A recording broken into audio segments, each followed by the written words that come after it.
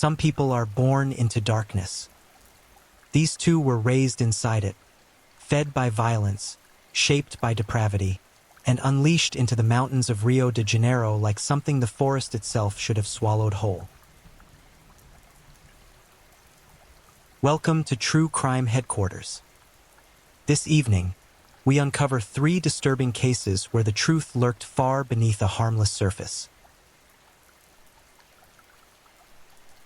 This story is the result of extensive research and careful storytelling. Every effort was made to present these events in a way that is engaging, respectful, and true to their significance. Through this channel, these stories can continue to be shared, remembered, and preserved. Now, please take a moment to settle in. Breathe slowly. Let the outside world fade. This is the story of the necrophile brothers of Nova Friburgo. Ibrahim and Pedro Enrique de Oliveira, a.k.a. Os Hermanos Necrophilos, the brothers who turned the forest into a graveyard. Now let's begin. Imagine living in the mountains of Brazil, in a tight-knit farming community where your neighbors are your cousins and your cousins are your blood. And then one morning, a woman is found strangled with a wire, her body violated in a way that no coroner had ever been asked to document in that town before. The killer is caught. He is 16 years old, and when he walks out of juvenile detention 2 years later, something far worse than the boy who went in comes home. He brings his older brother with him. Together, they disappear into the trees. And for 4 years, for grinding, blood-soaked nightmare years, an entire municipality cannot stop them. 700 soldiers, police officers, dogs, hunters, and helicopters cannot find them. They live in caves. They smear themselves with the blood of the people they have killed to throw off the tracking dogs. They eat raw animals in the dark to avoid lighting fires. They kill men, women, children, and a pregnant woman. They take souvenirs. And when the dead are examined, the coroners find evidence of something so disturbing that even seasoned investigators struggle to put it into their reports. This is the true story of Ibrahim and Pedro Enrique de Oliveira, the necrophile brothers of Nova Friburgo. And once you hear it, the mountains of Rio de Janeiro will never look the same to you again. Please, if you enjoy listening and would like to find this channel again, you're welcome to subscribe. To understand what Ibrahim and Enrique de Oliveira became, you need to travel back to the beginning, not to a dramatic origin point, not to a single catastrophic moment, but to a slow, grinding, relentless climate of neglect, violence, and degradation that formed the foundation of 2 of Brazil's most disturbing criminal minds. Because the horror that would eventually consume the mountain community of Nova Friburgo, Rio de Janeiro, did not appear from nowhere. It was cultivated, planted in darkness, watered with cruelty, and left to grow wild in the silence of the rural Brazilian countryside. Nova Friburgo sits in the mountainous Serra Fluminense region of Rio de Janeiro state, roughly 130 kilometers from the city itself.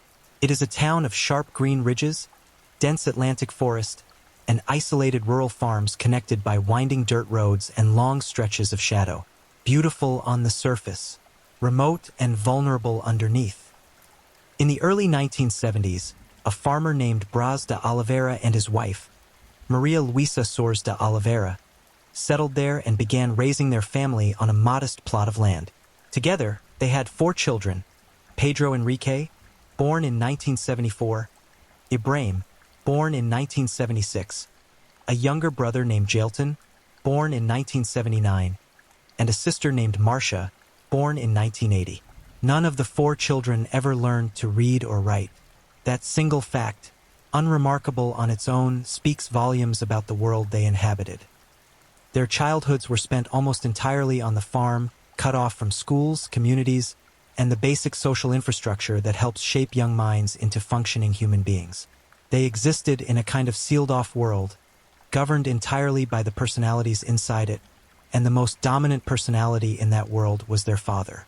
Braz de Oliveira was, by all accounts, a violent alcoholic. He beat his children. He kicked the boys out of the house, sometimes ordering them to sleep in the woods and fend for themselves. Not as a lesson in resilience, but as a punishment, or perhaps simply because he could. On those nights, Maria Luisa would throw food through the window to make sure they didn't starve. Think about that image for a moment. Two boys in the dark, outside the walls of the home that should have sheltered them, waiting for scraps thrown through a window by a mother too frightened of her husband to open the front door. That was the landscape of their formative years. But the story inside those walls gets considerably darker. In later interviews with the press, Maria Luisa would make claims so disturbing that they force a complete reassessment of what this family truly was behind closed doors. She stated that Ibrahim had raped her while he was still a teenager. She also claimed that both Ibrahim and Enrique later raped their younger sister, Marcia, impregnating her. A pregnancy that was ultimately terminated through a forced abortion. And according to accounts that emerged over the years, the brothers had at some point dug a grave on the property, intending to bury Marcia alive. Let that register fully. Before a single stranger had been harmed, before any name appeared in a police report, there was already a young woman inside that farmhouse who had survived things that most people cannot imagine surviving. The violence in the De Oliveira household was not a prelude to something worse. It was its own catastrophe, folded in on itself and hidden from the world by the isolation of the mountains. This was the environment that shaped Ibrahim and Enrique, not poverty alone. Brazil had plenty of poor families whose children grew up to live quiet, dignified lives. This was something else.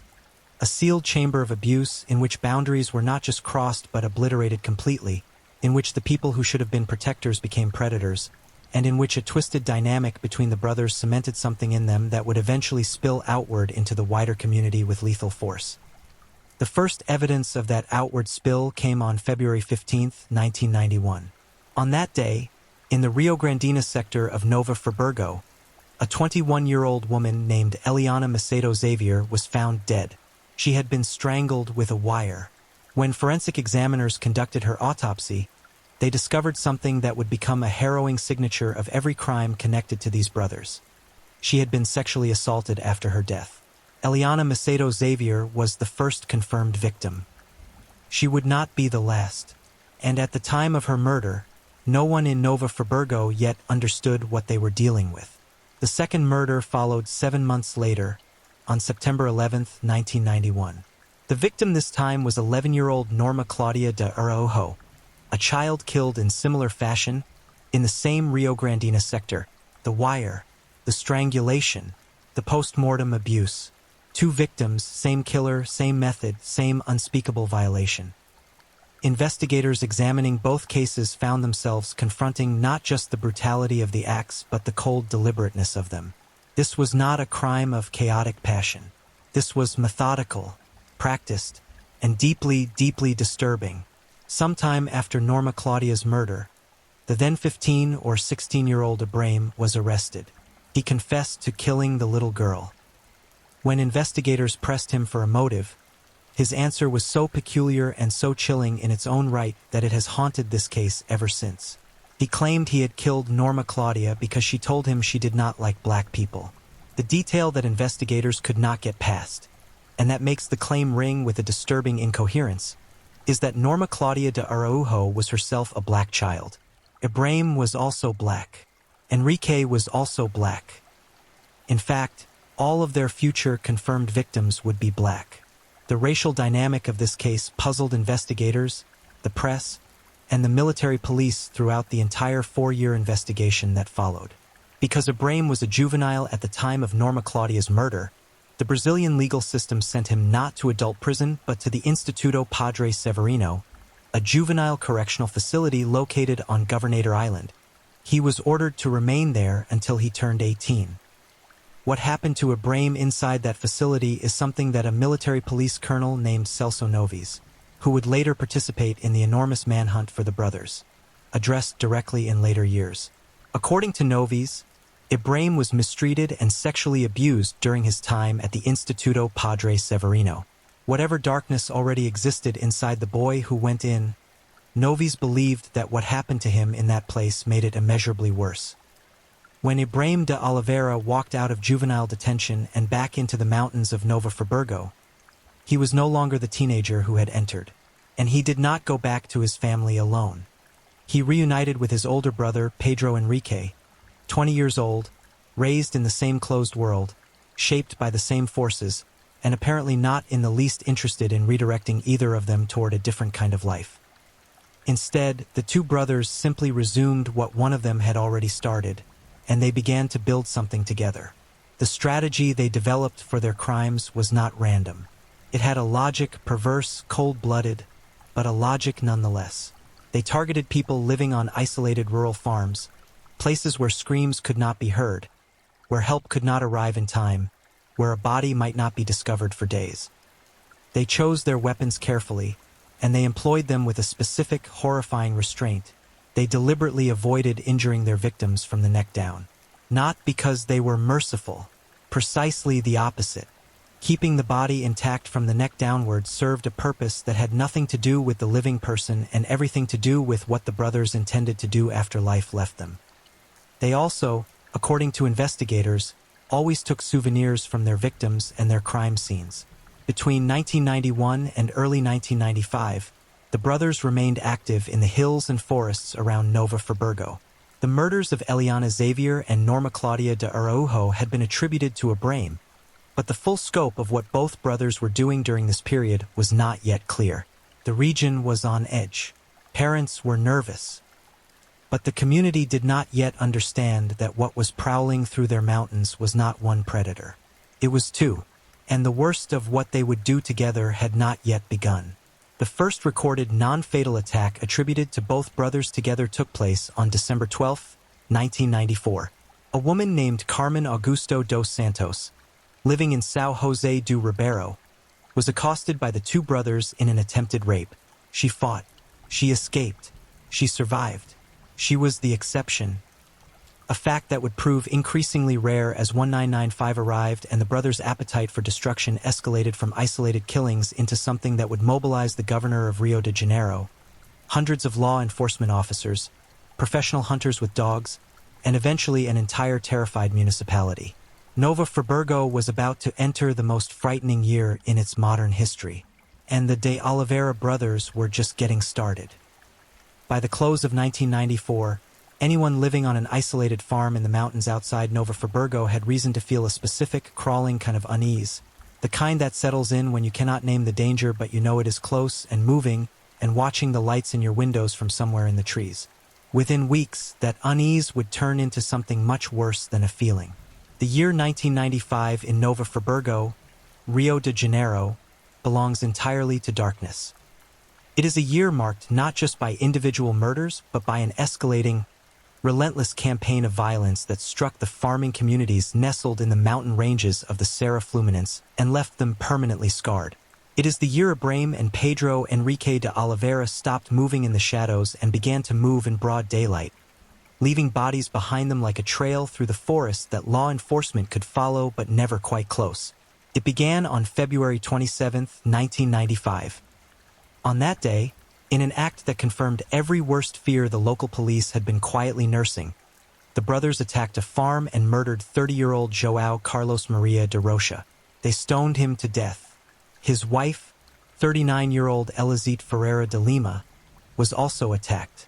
Somehow, through a combination of desperation and survival instinct, she managed to throw herself into a nearby ravine and lie perfectly still. She pretended to be dead.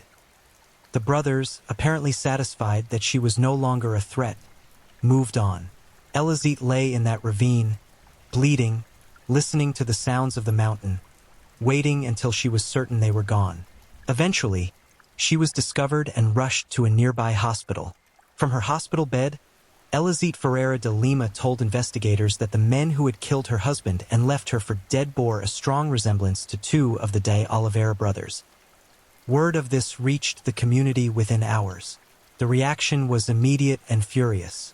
A mob of enraged residents descended on the De Oliveira family home.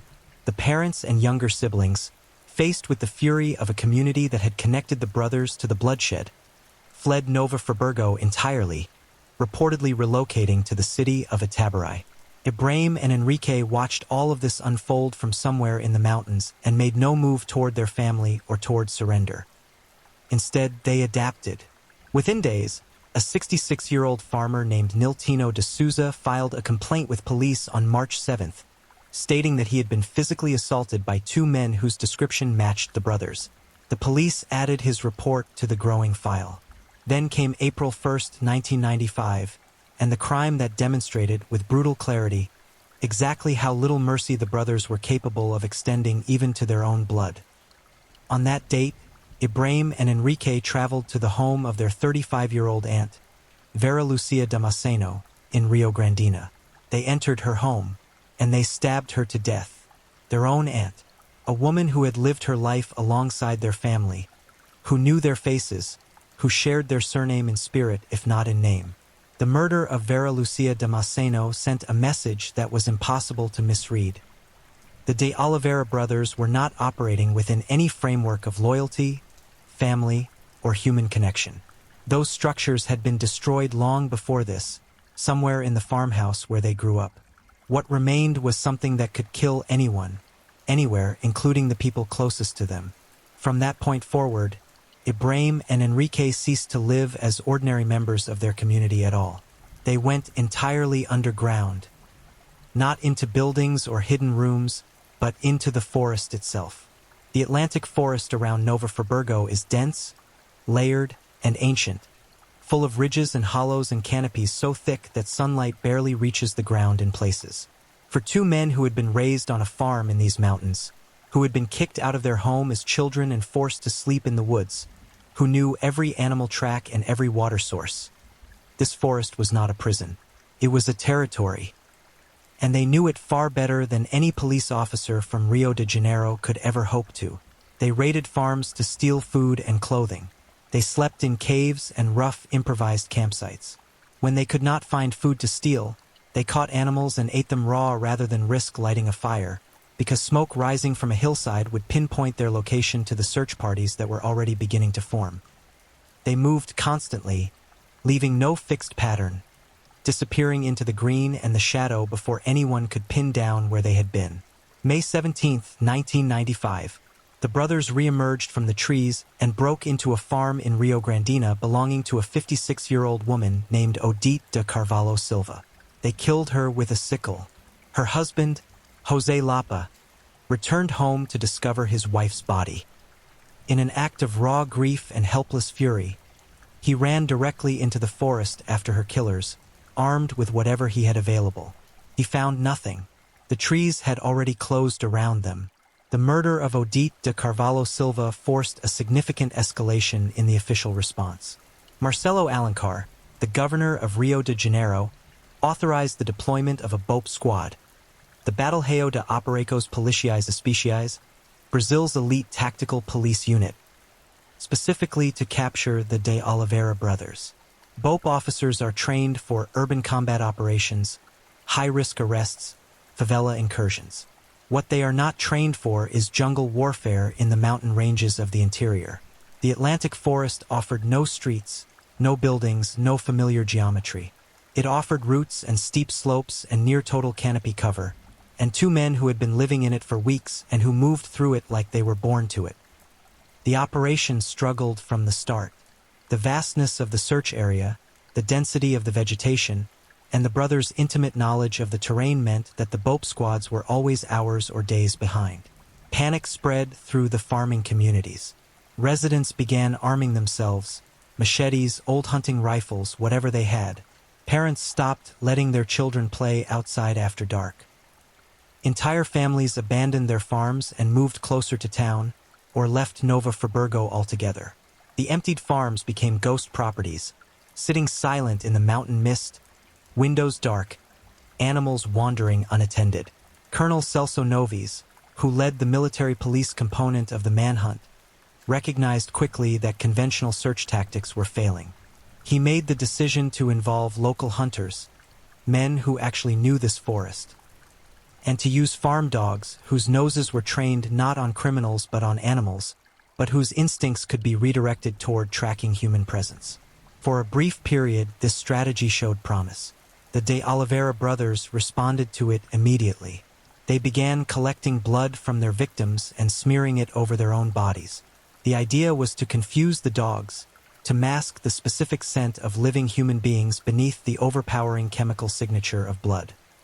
It was a horrifying adaptation, evidence not just of intelligence but of a deeply corrupted relationship with human remains, consistent with everything else that forensic examination of their crime scenes was revealing about what the brothers did to the people they killed. July 27, 1995, the brothers moved to a house in the municipality of Bom Jardim. Inside, they found 67-year-old Iria Moraes Ornelas in her kitchen. They seized her, and they hanged her, using her own skirt as the instrument of her death. Think about the intimacy of that act. Not a weapon brought from outside, not a tool prepared in advance. They used what was already there in that kitchen on that woman's body. It speaks to an improvised ferocity, a willingness to use whatever is present, to transform the ordinary objects of a person's daily life into the mechanism of their murder. In response to the Bom Jardim killing, BOP restructured its search operations again. They deployed two-man camouflage teams positioned in the undergrowth at strategic points throughout the forest, invisible to anyone passing nearby, watching and waiting for hours or days.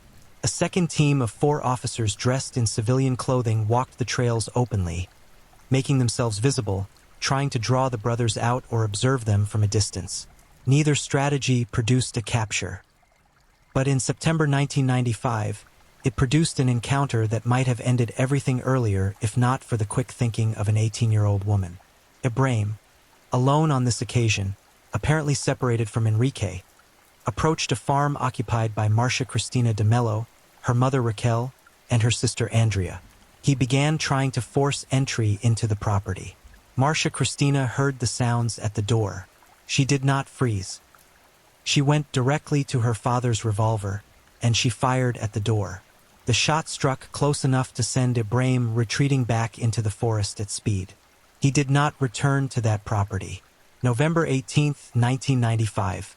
This is the date that most deeply marked the people of Nova Friburgo, the date of a crime so brutal, so layered with horror, that it would be spoken of in hushed voices for decades afterward. The brothers broke into a farmhouse in the area of Janela das Andorinhas. Inside the house was 39-year-old Maria Dorcelia Faltz, who was 7 months pregnant, and her 9-year-old son, Adriano Faltz Gomez. They killed Maria Dorcelia with a machete. Then they beat 9-year-old Adriano to death with a club. Maria, who was in the late stages of pregnancy, also had her body mutilated after death in a manner consistent with the brothers' established pattern of post-mortem desecration. A 9-year-old child, pregnant woman, a machete and a club. And then what came after?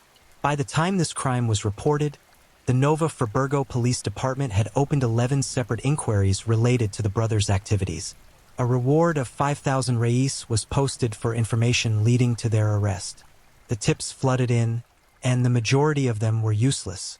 Prank callers reported that they had seen the brothers driving around town, despite the fact that neither Ibrahim nor Enrique had ever learned to drive. Others claimed sightings in the states of Goiás and Paraná, hundreds of miles away. Someone called in a report placing them in Paraguay. The police sifted through mountains of false leads while the brothers remained in the hills above Nova Friburgo, invisible, hungry, and still breathing. November 24, 1995 brought the brothers' final confirmed crime before the walls finally began to close around them. In the early hours of that morning, Ibrahim and Enrique broke into a farm in Mariana, in the municipality of Sumiduro, while its 35-year-old owner, Vera Lucia Matias, was still inside. They robbed the property, food, batteries for flashlights, and cut the electrical wires. What they did not know, as they were cutting those wires, was that a squad of BOP troopers was stationed in the area.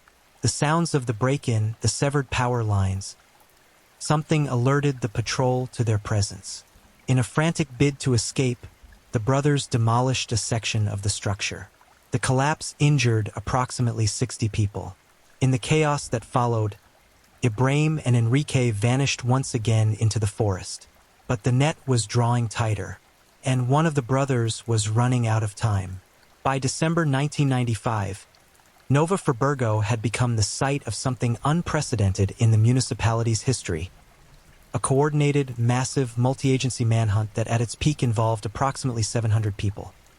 BOP officers, military police, civilian volunteers, professional hunters, and ordinary residents driven by a combination of rage, fear, and a desperate need to end the nightmare that had been unfolding in their mountains for the better part of 4 years.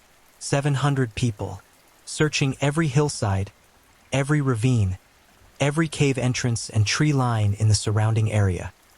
Armed with rifles, machetes, dogs, and radios, operating under military coordination with aerial support. And for most of December, the two men they were looking for remained invisible. The scale of the operation was itself a measure of how deeply the de Oliveira brothers had penetrated the collective psyche of Nova Friburgo. This was no longer simply a criminal matter. It had become something that touched the very identity of the place. A town that prided itself on community, on the strength of the mountain people, on the resilience that comes with living in a hard landscape. And yet for 4 years, two men from their own community had moved through that landscape like ghosts, killing at will, defying every attempt to stop them. The question that haunted investigators and residents alike was not merely practical. How do you find two men in a jungle? But psychological. What kind of people could do this? What were they thinking, in those caves, eating raw meat in the dark, sleeping in the cold, listening to the dogs barking somewhere below them on the hillside? What kept them moving, kept them together, kept them doing what they were doing when they had every opportunity to simply walk away from the mountains and disappear into the anonymity of a Brazilian city? Colonel Noves had a partial answer, shaped by years of law enforcement experience and his specific knowledge of these particular individuals. The forest was not simply a hiding place for Ibrahim and Enrique. It was home. It was the only version of freedom they had ever known. When their father had driven them out of the house and into the woods as children, he had inadvertently, if that is the right word, taught them to survive there. The mountains of Nova Friburgo were not a hostile environment to the de Oliveira brothers. They were the most familiar place in the world. This was what made them so extraordinarily difficult to capture. They were not urban criminals displaced into an unfamiliar terrain. They were two men operating in the territory that had shaped them, with instincts honed not just by the current manhunt but by an entire childhood lived on the margin of civilization, in the borderland between the farm and the forest. The dogs kept leading search parties to blood trails, but the blood belonged to victims, or to animals the brothers had killed and eaten, or it had been deliberately smeared across the brothers' own bodies to throw the animals off. The camouflaged BOP teams in the undergrowth waited and watched but never encountered either man directly. The civilian-clothed officers walking the trails came back empty-handed day after day. And then, on December 16, 1995, everything changed. Not because of an elaborate tactical operation or a sophisticated piece of intelligence work. It changed because of a 46-year-old woodsman named Cesar Araujo Pinto, who was doing what he always did, walking through the land he knew, and noticed a man he recognized lingering near the Barro Branco farm in the village of Sítio do Coronel. The man resembled Ibrahim de Oliveira. Cesar Araujo Pinto did not confront him. He walked to the nearest search party and told them what he had seen. The officers moved quickly. They located Ibrahim and surrounded him, cutting off his lines of retreat. Cornered, Ibrahim did what he had always done when threatened. He attacked. He came at the officers with a machete, the same tool he had used on a pregnant woman the previous November, the same instrument of violence that appeared throughout his history. The unit's captain, Fernando Principe Martins, responded with his sidearm. He fired 6 rounds. 2 of the shots connected, striking Ibrahim in the back and the buttocks. The wounded man broke away from the confrontation and plunged into the undergrowth. He did not get far. Alone now, bleeding, with nowhere to go, Ibrahim de Oliveira made it into the bushes and collapsed. By the time the officers followed his blood trail to its end, he was dead from his wounds. Ibrahim de Oliveira, born 1976, dead on December 16, 1995, at the age of 19. When the officers who found his body reported what they observed, The details they shared were strange even by the standards of everything that had preceded them. Ibrahim's head had been completely shaved. He was wearing pink underwear and nothing else. His body, otherwise, bore the marks of months lived rough in the forest, thin, weathered, scarred. The investigators who examined the scene noted it quietly, added it to the record, and moved on, to avoid triggering riots, because the community's fury at the brothers was so intense that there were genuine concerns about what crowds might do to the body. The police secretly transported Ibrahim's remains to Atabarai, the city where his family had relocated months earlier. He was buried in a potter's field, an unmarked tract of municipal land used for the unclaimed and the unknown. There was no ceremony.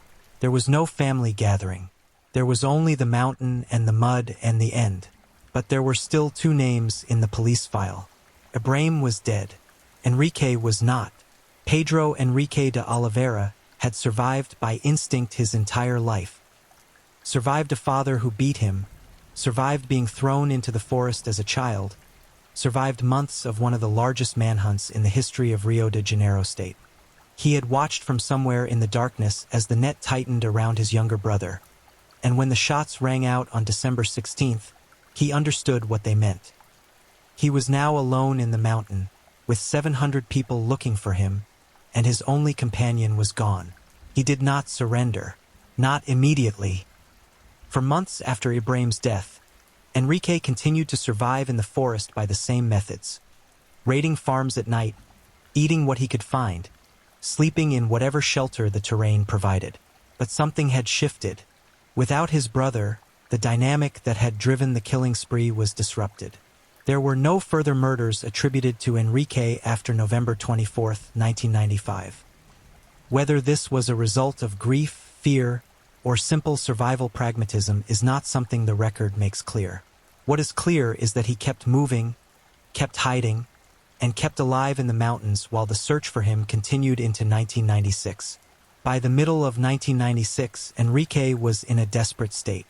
Months of living rough on minimal food, in the cold and rain of the mountain seasons, had worn him down physically in ways that 4 years of forest survival had not yet done. He was, by all accounts, weak, and he was alone in a way he had never been during any previous point in his life. Ibrahim had always been there, the younger brother, the one who had started all of it, the one who burned with a specific kind of rage that seemed to animate everything the two of them did together. Without that presence, without that fuel, the engine of the killing spree had no ignition. On June 17, 1996, Pedro Enrique de Oliveira walked out of the forest and presented himself to Chief Prosecutor Elizabeth Carneiro de Lima. He was gaunt, dirty, exhausted, and, in a detail that would define his legal strategy for years to come, he claimed he was completely innocent. The claim was extraordinary in its audacity. He had been named as a suspect in 8 murders. A surviving victim had identified him. Multiple witnesses across the municipality could place him and his brother at various crime scenes.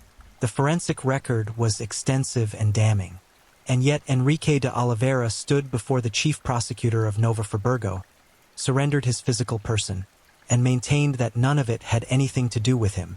He was arrested. The legal process that followed would take 4 years to reach its conclusion. In January 2000, a Brazilian court found Pedro Enrique de Oliveira guilty of murder and sentenced him to 34 years imprisonment. He was taken to prison and began serving his sentence. In the years that followed, visitors who encountered Enrique in prison described a man who was quiet, withdrawn, and almost deliberately unremarkable. Shy was a word people used, soft-spoken, not the raving predator that newspaper headlines might have suggested. Just a man in a cell, maintaining his innocence with the same quiet persistence he had shown from the day he walked out of the forest. Whether this demeanor reflected genuine belief in his own innocence, a calculated strategy, or something about how people calibrate their self-perception when confronted with the full weight of what they have done, that is not a question the prison visits answered.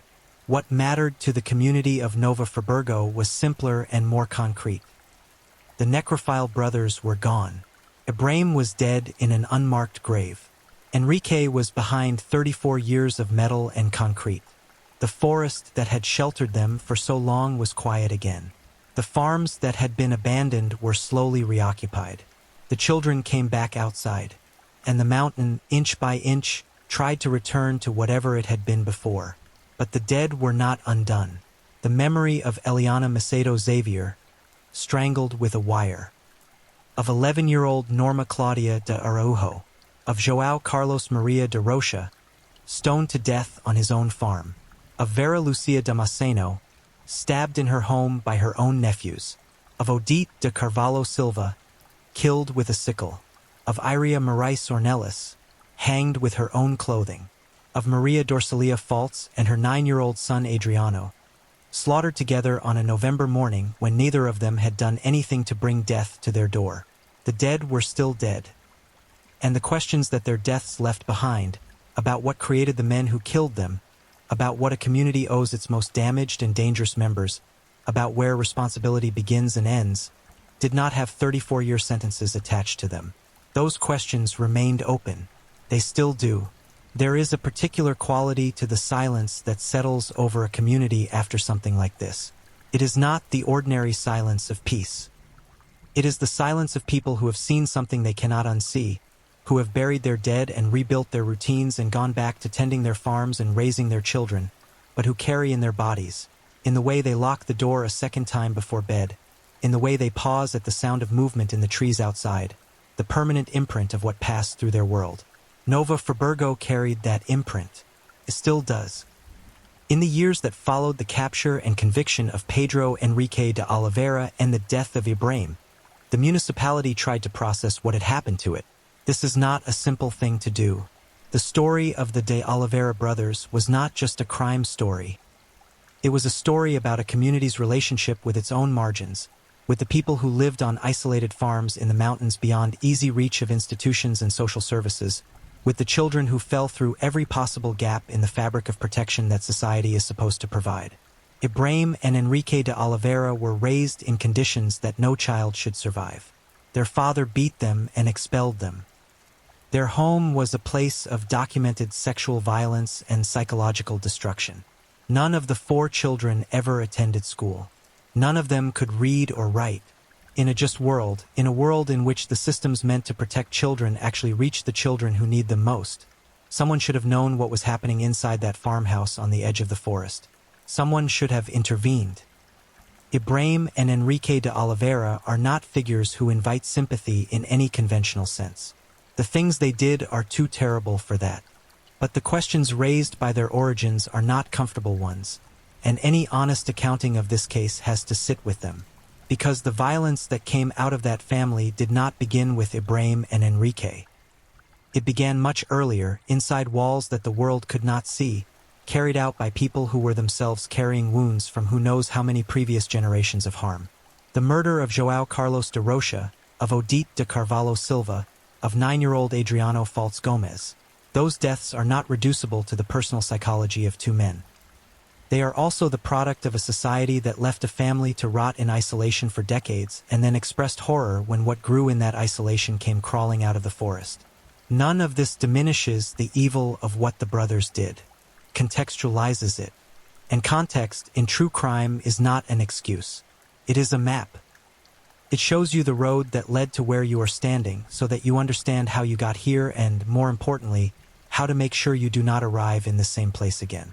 The criminal record of this case, as it stands in its final documented form, is stark. Ibrahim de Oliveira is attributed with between 7 and 8 confirmed murders, with his criminal activity spanning from 1991 to 1995. Pedro Enrique is attributed with a confirmed 6 or more murders, with his documented activity concentrated between February 15th and November 24th, 1995. Together, the brothers are believed to have killed at least 8 people in total. Though investigators who worked the case have consistently suggested the actual number may be higher, given the isolated terrain, the years of unchecked activity, and the number of missing persons reports that were never satisfactorily resolved in the areas where they operated. The methods they employed across their confirmed kills demonstrate a range of instruments and approaches: strangulation by wire, stoning, stabbing, death by sickle, hanging, machete, and blunt club. No single signature weapon, beyond the consistent, horrifying post-mortem ritual that their forensic examiners documented at scene after scene and that earned them the name by which they are still known. The Necrophile Brothers. Os Hermanos Necrophilos. A name that reduces the totality of the horror to its most publicly known element, because that element is the one that human beings find the most impossible to file away as simply criminal behavior.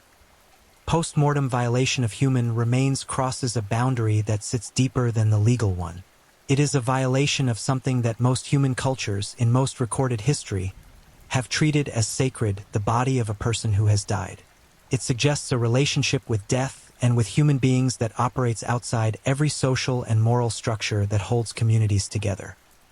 And it is the element of the de Oliveira case that, more than any other, explains why it shook Nova Friburgo so profoundly and why the story has persisted in Brazilian true crime memory for 3 decades. Enrique de Oliveira was convicted in January 2000 and sentenced to 34 years in prison. He served his sentence at a facility within the Rio de Janeiro prison system.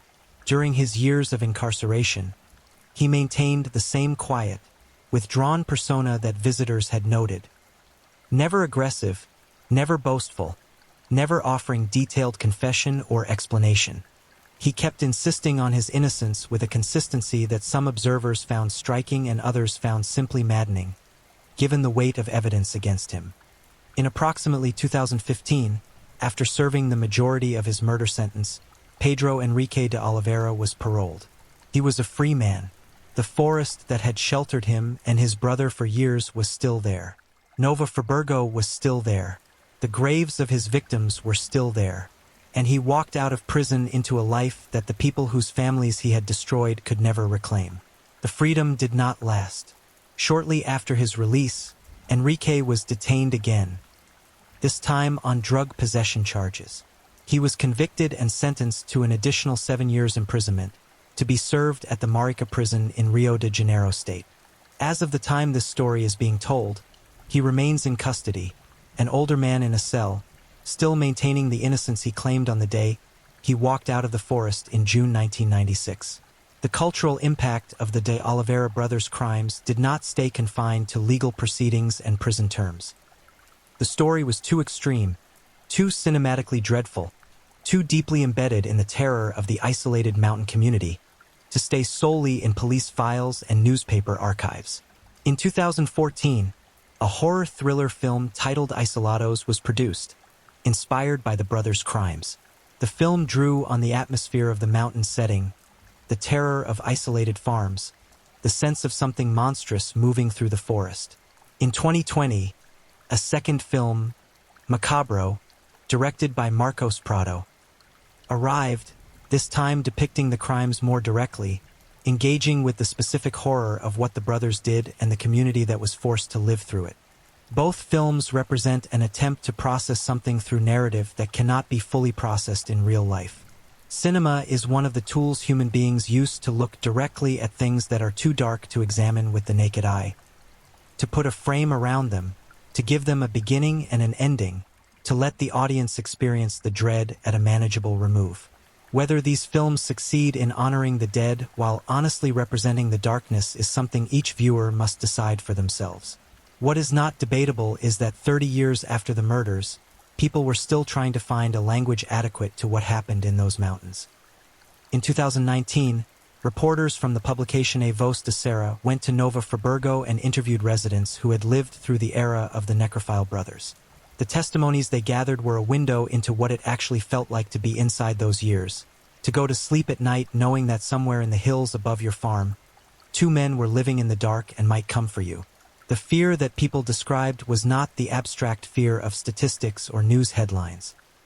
It was the visceral, physical fear of specific known danger, the kind that changes how you breathe, that makes every creak of the house at 3 in the morning something to pay attention to, that trains your body to exist in a permanent state of low-grade alarm.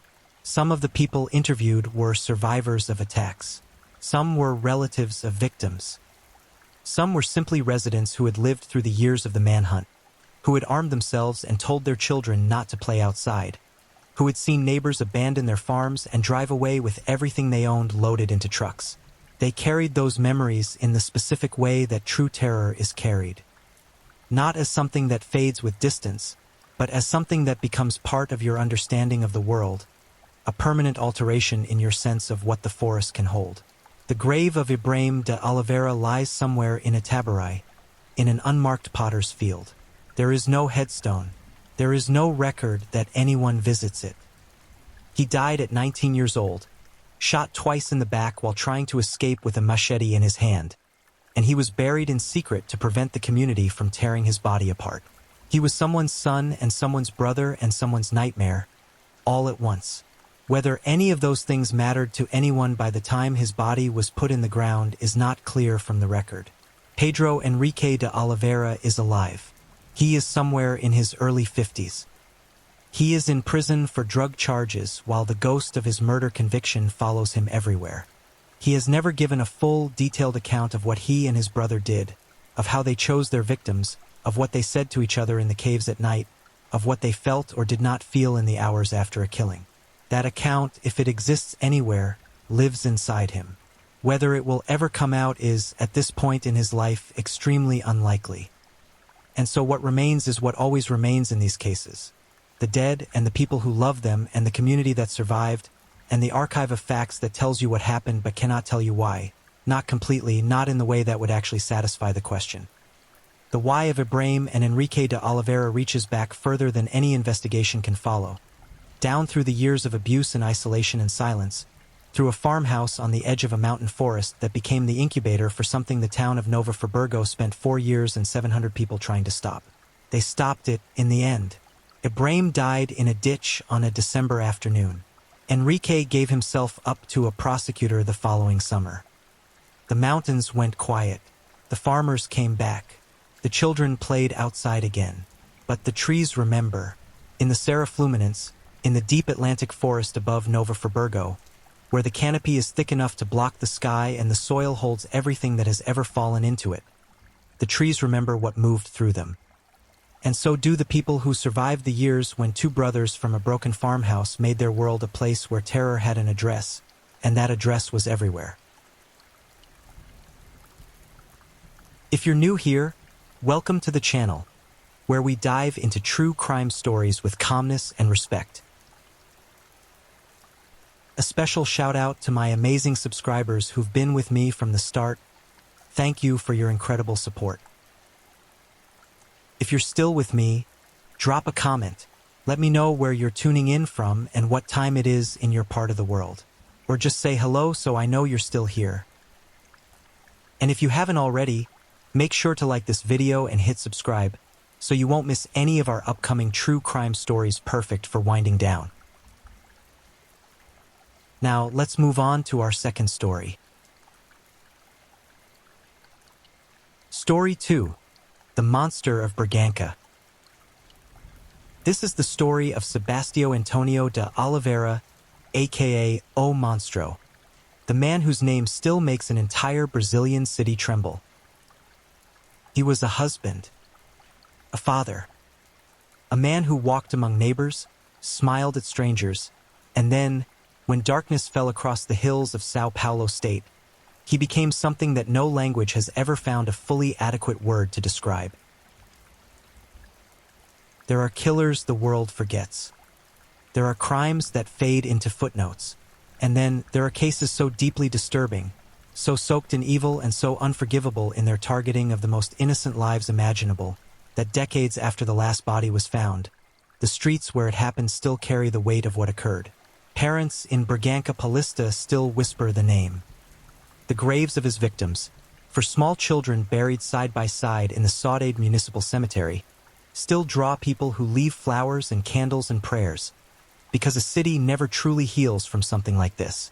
Sebastião Antonio de Oliveira was not a ghost story invented to frighten children into obedience. He was flesh. He was real.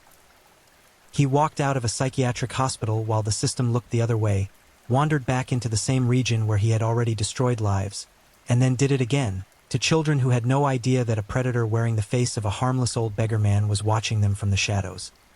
What followed in the final weeks of December 1974 shattered a community, so completely that parents locked their doors and refused to let their children step outside. and armed crowds surrounded police stations demanding blood for blood. This is the story of a man the Brazilian press named O Monstro, the Monster, a title he earned not once, not twice, but across 2 decades of calculated predatory horror. Sit down, breathe, and do not look away, because the only way to honor those 4 children is to make sure the world never forgets what happened to them. The land around the Serra de Mantiqueira, that long and ancient mountain range draped across the interior of São Paulo state in Brazil, has always carried a particular kind of quiet beauty. The towns nestled in its foothills, Bragança Paulista, Atabeia, Amparo, Tiúti, were the kind of places where people knew each other's names, where children ran barefoot through open fields without fear, and where the rhythm of life moved slowly, tied to agriculture, to family, to the deep roots of rural community. It was into this world that Sebastião Antonio de Oliveira was born, though even the precise details of his birth are wrapped in ambiguity, as if the universe itself could not quite agree on how to record the arrival of something so destructive. Some records place his birth on October 7, 1915, in the small municipality of Tiúti. Others name the neighboring city of Amparo and list the year as 1916. What is not disputed, however, is that from his earliest years, something inside Sebastião was fundamentally, irreparably wrong. Psychiatric problems manifested in him from childhood. Not the ordinary anxieties or behavioral difficulties that many children navigate and outgrow, but something deeper, something that sat in the architecture of his mind like a splinter lodged too close to the spine to be safely removed. Those around him noticed. The darkness was present from the very beginning, lurking beneath whatever surface of normality he managed to project. And yet, as is so devastatingly common in the histories of predators who go on to cause catastrophic harm, those warning signs did not prevent him from moving through life in the ways that ordinary people do. He married in 1938. He built a family. He had children. He existed within a social structure, wore the costume of a husband and a father, and for a time, the monster inside remained contained enough that the outside world continued to treat him as a man and nothing more. That changed in the 1950s. As Sebastião aged, the psychiatric deterioration that had shadowed him since childhood intensified into something far more dangerous. The internal landscape that had always been unstable began to fracture in ways that could no longer be hidden or managed. By the early part of that decade, the darkest compulsions had moved from impulse to action, and the innocent would pay the price. In 1953, Sebastião Antonio de Oliveira was in the city of Atabeia when he encountered an 8-year-old boy. What happened next was unforgivable. He lured that child and subjected him to a violent sexual assault so severe that the boy was left barely alive. The child survived, but the trauma carved into him that day was the kind that no amount of time or care could fully erase. That same year, another child was discovered dead in the broader Bragança region, bearing unmistakable signs of sexual violence. The connection between the crimes was made. Sebastião was denounced. He was arrested. The machinery of Brazilian justice moved, and Sebastião Antonio de Oliveira was sent to the infamous Carandiru Penitentiary, a name that would itself become synonymous with darkness in Brazilian history, to begin his sentence. But prison walls did not hold the story there. Psychiatric examinations were ordered by the court, because even the justice system recognized that what had driven this man to commit such acts against children went beyond ordinary criminality into something that required clinical assessment. The results of those examinations prompted his transfer away from the general prison population and into the Franco de Rocha Penal Hospital, a facility designed to house and treat offenders whose mental illnesses were deemed relevant to their crimes. For a time, Sebastião was within the system, confined, monitored, subject to institutional control. And then, as would happen again and again across the terrible arc of this story, the system began to loosen its grip.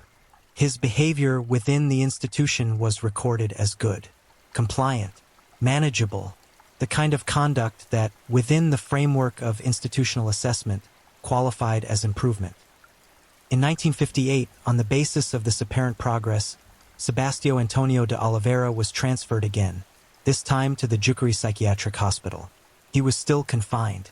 He was still, technically, within the reach of the state that had determined him to be dangerous.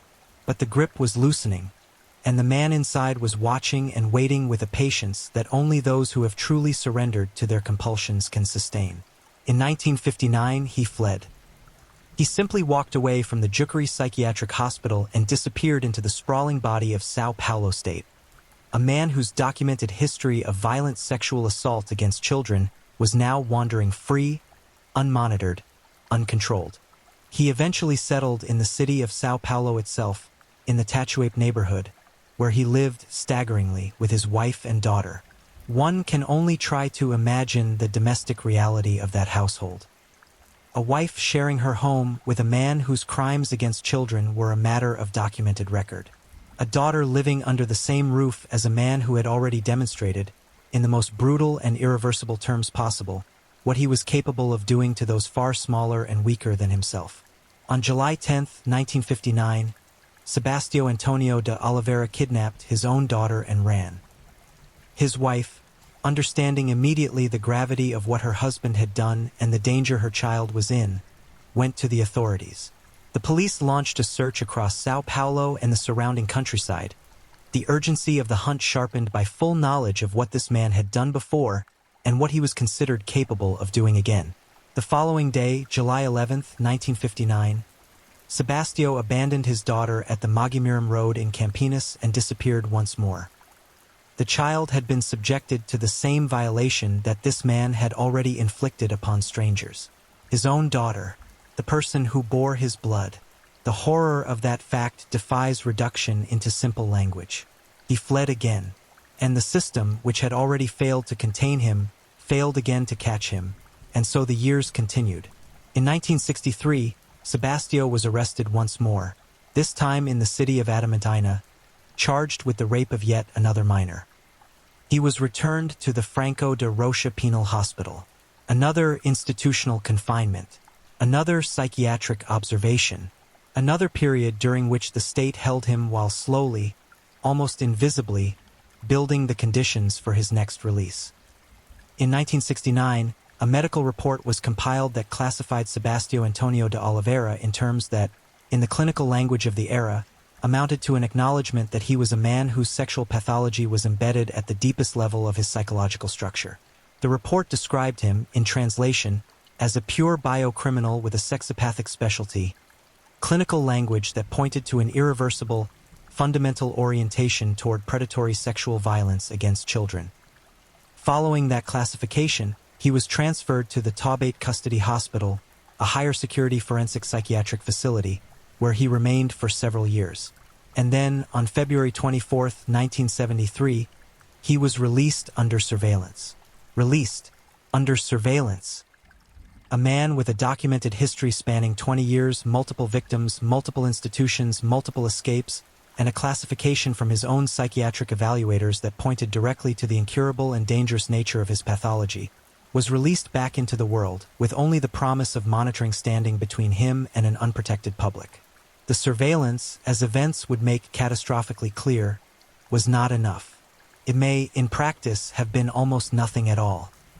For a period after his release, Sebastião roamed. He begged. He drifted across the familiar landscape of the Bragança Paulista region, moving through the towns and roads that had known his name and his crimes for 2 decades. To those who did not know his history, he appeared to be nothing more than a worn, aging vagrant, a harmless figure, perhaps slightly disconnected, perhaps slightly strange, but not dangerous, not threatening, not the thing that he actually was. By mid-1974, he had settled in Bragança Paulista. He was living there, walking its streets, breathing its air, watching its children play. The people of Bragança Paulista did not know what had come to rest among them. And December 1974 was coming.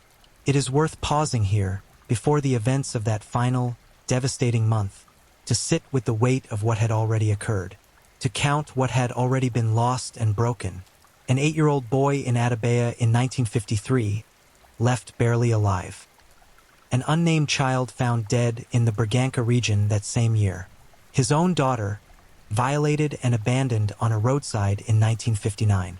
The unnamed child assaulted in Adamantina in 1963.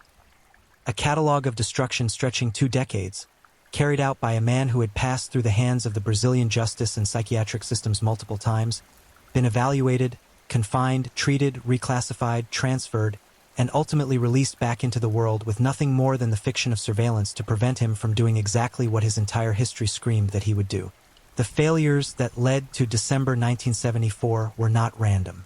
They were not unforeseeable. They were the accumulated result of every decision, every assessment deemed sufficient, every transfer considered an improvement, every bureaucratic rescheduling, every gap between what the paperwork said and what the reality was, that allowed this man to remain in circulation across 20 years of documented harm. The children who died in December 1974 did not die only because of Sebastião Antonio de Oliveira. They died because a system that knew exactly what he was never found a way to permanently, decisively remove him from contact with the vulnerable lives he sought out and destroyed. His name had been in official documents since 1953. His pattern was not ambiguous. His classification was explicit. And yet, in the closing days of 1974, he was free living in Bragança Paulista, unmonitored, unsupervised, known to no one around him for what he truly was. And 4 children who had no idea he existed were about to cross his path. The hill towns of São Paulo state are beautiful in December. The summer rains soften the heat, the hills stay green, and the long afternoons carry that particular golden quality that belongs to the southern hemisphere summer. Children are out of school. Families move through the streets with the ease of people living in a place where catastrophe is something that happens elsewhere, to other people in other towns. The sense of safety that exists in a community that has not yet been broken is a fragile and precious thing. And in Bragança Paulista in the weeks before Christmas 1974, that safety was about to be shattered beyond recovery. Sebastião Antonio de Oliveira was watching, waiting. The patience he had developed across 20 years of confinement, release, recapture, and re-release had given him something that perhaps only predators of the most deeply entrenched type ever develop: the ability to move slowly, to wait for the right moment, to exist within a community's blind spot long enough for opportunity to present itself. And in December 1974, opportunity came. The details of what happened next belong to the darkness that followed those golden summer afternoons. They belong to the grief of families that December destroyed. They belong to the permanent trauma of a city that still, decades later, lights candles at 4 small graves in the Saudade Municipal Cemetery. What this man did in those final days of 1974 and into the first days of 1975 became the defining atrocity of his life, the crime that earned him the name he carried to his grave. O Monstro de Bragança, the monster of Bragança. He had been building toward it his entire life. And the system had handed him the opportunity, gift-wrapped, by releasing him and looking the other way. The reckoning was coming. For the children who were taken, it came too late. For Sebastião Antonio de Oliveira, it would come in the form of handcuffs, a transfer operation requiring more than 50 armed police officers, a prison cell, and ultimately a rope. But before any of that, there were 4 children who deserved to live full lives, who deserved to grow up and become adults and have stories of their own. Their names were Maria Janete, Valder, Ana Aparecida, Rosangela. They were 6, 8, 6, and 7 years old. And the monster of Bragança was already among them. December in Bragança Paulista carried the warmth of the season and the ease of a community at rest. Schools had wound down. The rhythm of everyday life had softened into the slower pace of the holiday period. Children moved through the streets and open spaces with the freedom that comes from routine safety, the freedom of children who have never had reason to fear the faces around them, because nothing in their short lives has yet shown them that danger can wear an ordinary disguise. The streets of Bragança were full of the sounds of childhood. Voices calling across yards, feet slapping against sun-warmed pavement, the laughter that belongs only to those who have not yet learned that the world contains people capable of doing what Sebastião Antonio de Oliveira had already spent decades doing. He was living somewhere in that city, existing within its edges, watching. On December 26, 1974, 6-year-old Maria Janete disappeared. The word disappeared does not carry the weight it deserves. To disappear, in the context of a 6-year-old child in a small Brazilian city, means that one moment she was part of the living fabric of her family and her street and her world, and the next moment that fabric had been torn. She was there, and then she was not. And the silence where her presence had been was a silence that would never be fully filled again, because Maria Janit had not wandered off or gotten lost.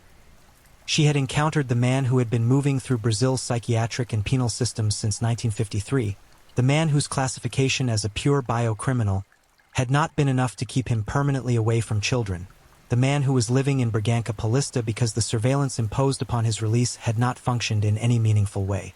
Maria Janit was 6 years old. She was kidnapped, sexually assaulted, and murdered. 3 days later, on December 29, 1974, 8-year-old Valder met the same fate.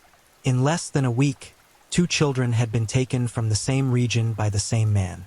The civil police were receiving information. Survivors, children who had been approached or targeted but had managed to escape or had been interrupted, gave descriptions to investigators. A picture of the suspect began to take shape. An older man, worn in appearance, someone who might easily be dismissed as a harmless vagrant, someone whose age and apparent frailty concealed rather than revealed the danger he carried. For other children were attacked in the period between the murders of Maria Janit and Valder, assaults that did not result in death, attacks that the children survived and that generated the eyewitness accounts that police were now urgently gathering. The investigation was moving, but not fast enough, because somewhere in Bragança Paulista, or in the surrounding hills and towns, 6-year-old Ana Aparecida and her 7-year-old sister Rosangela were also gone. The disappearance of the 2 sisters hit Bragança Paulista with a force that transformed the city's atmosphere entirely. 2 children from the same family vanished within the same period as 2 other murdered children. The city did not need official confirmation of what that likely meant. The news of the sisters' disappearance spread through Bragança the way all devastating news spreads through a small city. Fast, relentless, multiplying in horror with every retelling. Parents who had allowed their children outdoors stopped doing so. Schools that had already wound down for the holidays now represented, for many families, a terrifying reminder that the world beyond their front doors had become something different, something dangerous in a way it had not been before Christmas. Children were not allowed into the streets. Parents stood watch at windows. The ordinary sounds of childhood that had filled the city's air went silent. The civil police worked with the descriptions gathered from the children who had survived the earlier attacks. A suspect profile was taking shape, even if no name was yet attached to it. The man they were looking for was older. He appeared impoverished, transient, someone who moved without attracting attention. Because the greatest camouflage a predator can carry is the appearance of being beneath notice. Sebastião Antonio de Oliveira had spent decades refining exactly that camouflage. In his 50s now, weathered by years of institutional confinement and transient wandering, he looked like the kind of man that people's eyes slid past in the street. He did not look like the thing he was. He never had. The manhunt expanded. Investigators and police spread across Bragança Paulista and the surrounding towns and roads, following every available lead, pushing the descriptions into every corner of the regional network. In a city paralyzed by fear, every adult who might have seen an unfamiliar older man, every shopkeeper or farmer or road worker who might have registered the presence of a stranger, became a potential source of the information that could locate him. The pressure was enormous. The stakes, as 2 more children were now missing and 4 were already dead or assaulted, could not have been higher. For 22 days, the hunt continued. 22 days during which Bragança Paulista existed in a state of suspended dread. A city holding its breath, caught between the desperate hope that Ana Aparecida and Rosangela might somehow still be alive and the mounting, unbearable knowledge of what had already happened to Maria Janit and Valder. 22 days during which parents whispered to each other across fences and in hushed shops about what kind of man could do this, what kind of creature could target children so small, so defenseless, so unequipped to understand or resist whatever had been done to them. The grief of Bragança was real and raw and communal. It belonged to the whole city, because in a community of that size, the children who died were not strangers. They were neighbors. They were the children of people you greeted by name. And then, after 22 days, they found him. Sebastião Antonio de Oliveira was arrested in Amparo, the same city that some records had listed as his birthplace, the same soil that had, in some uncertain and darkly ironic sense, produced him. He was taken into custody and transported to Bragança Paulista, where investigators confronted him with everything they had gathered. He confessed, not partially, not reluctantly, but completely. He admitted to the 4 murders. And then, in the act that perhaps more than any other defined the absolute coldness that lived inside him, he led investigators to the location where he had left the bodies of the missing sisters, Ana Aparecida and Rosangela. The 2 girls were found. The hope that had kept their families suspended between grief and prayer for 22 days collapsed into the reality that investigators had feared since the moment the sisters were reported missing. They were dead. They had been subjected to the same assault, the same violence, the same end as Maria Janit and Valder. For children, 6 years old, 8 years old, 6 years old, 7 years old. For lives that had barely begun, each of them carrying within themselves the potential for everything a full human life contains: joy, growth, love, contribution, memory. And all of that potential had been extinguished by a man who had been classified as dangerous by the very system responsible for controlling him, released into the world anyway, and allowed to settle in the exact region where he proceeded to do what his entire history had demonstrated he would do. The news of the arrest broke across Bragança Paulista like a wave. And then the wave turned.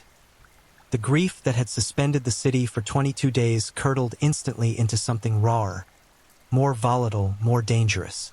The confirmation of the 4 murders, the discovery of the sisters' bodies, the confession, the full horror of what had been done, ignited in Bragança Paulista a rage that could not be contained by the ordinary channels of civic order. Crowds began converging on the police station where Sebastião Antonio de Oliveira was being held. Not small clusters of curious onlookers, crowds. Hundreds of people from a city that had spent nearly a month living in fear for their children's lives. Now face to face with the knowledge that the thing responsible for that fear was inside that building, breathing, alive, while 4 children lay dead. The word that kept appearing in the reporting from that day was the same word that surfaces whenever communities reach this particular breaking point.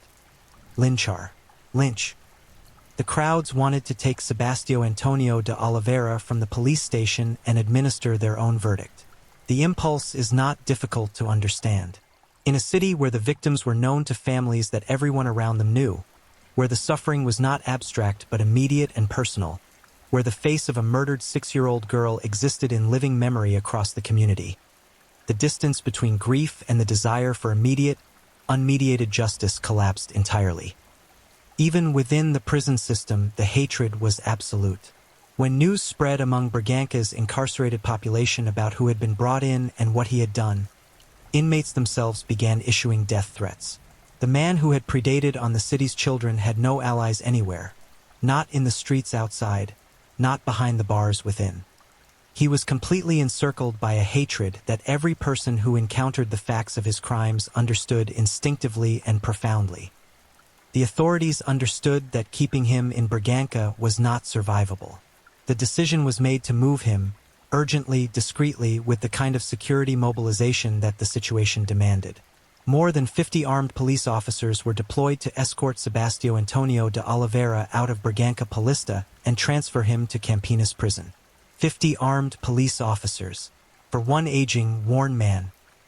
The scale of that deployment speaks not to his physical danger, but to the danger that existed around him. The city's fury, the absolute certainty that if the crowds could reach him, no amount of legal process would have a chance to operate. The transfer was carried out. He arrived at Campinas prison alive, and the people of Bragança Paulista were left with their grief, their rage, and 4 small graves at the Saudade Municipal Cemetery. 4 children who would never come home. What had made him into this?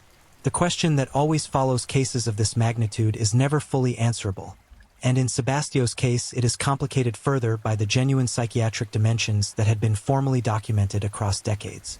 His childhood problems, his worsening deterioration through the 1950s, the clinical classifications that acknowledged the depth and incurability of his pathology. None of these things explain the choices he made.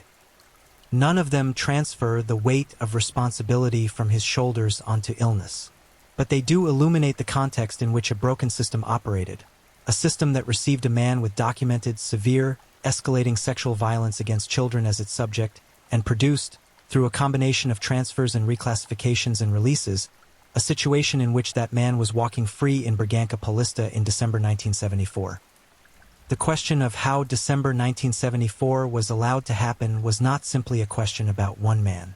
It was a question about every institutional decision that had come before it. Every psychiatric transfer, every assessment of good behavior, every release under surveillance that surveillance did not maintain. Every moment at which the architecture of containment had developed a crack through which this man was eventually able to move. For children paid for those cracks with their lives. Maria Janit, 6 years old. Valder, 8 years old. Anna Aparecida, 6 years old. Rosangela, 7 years old.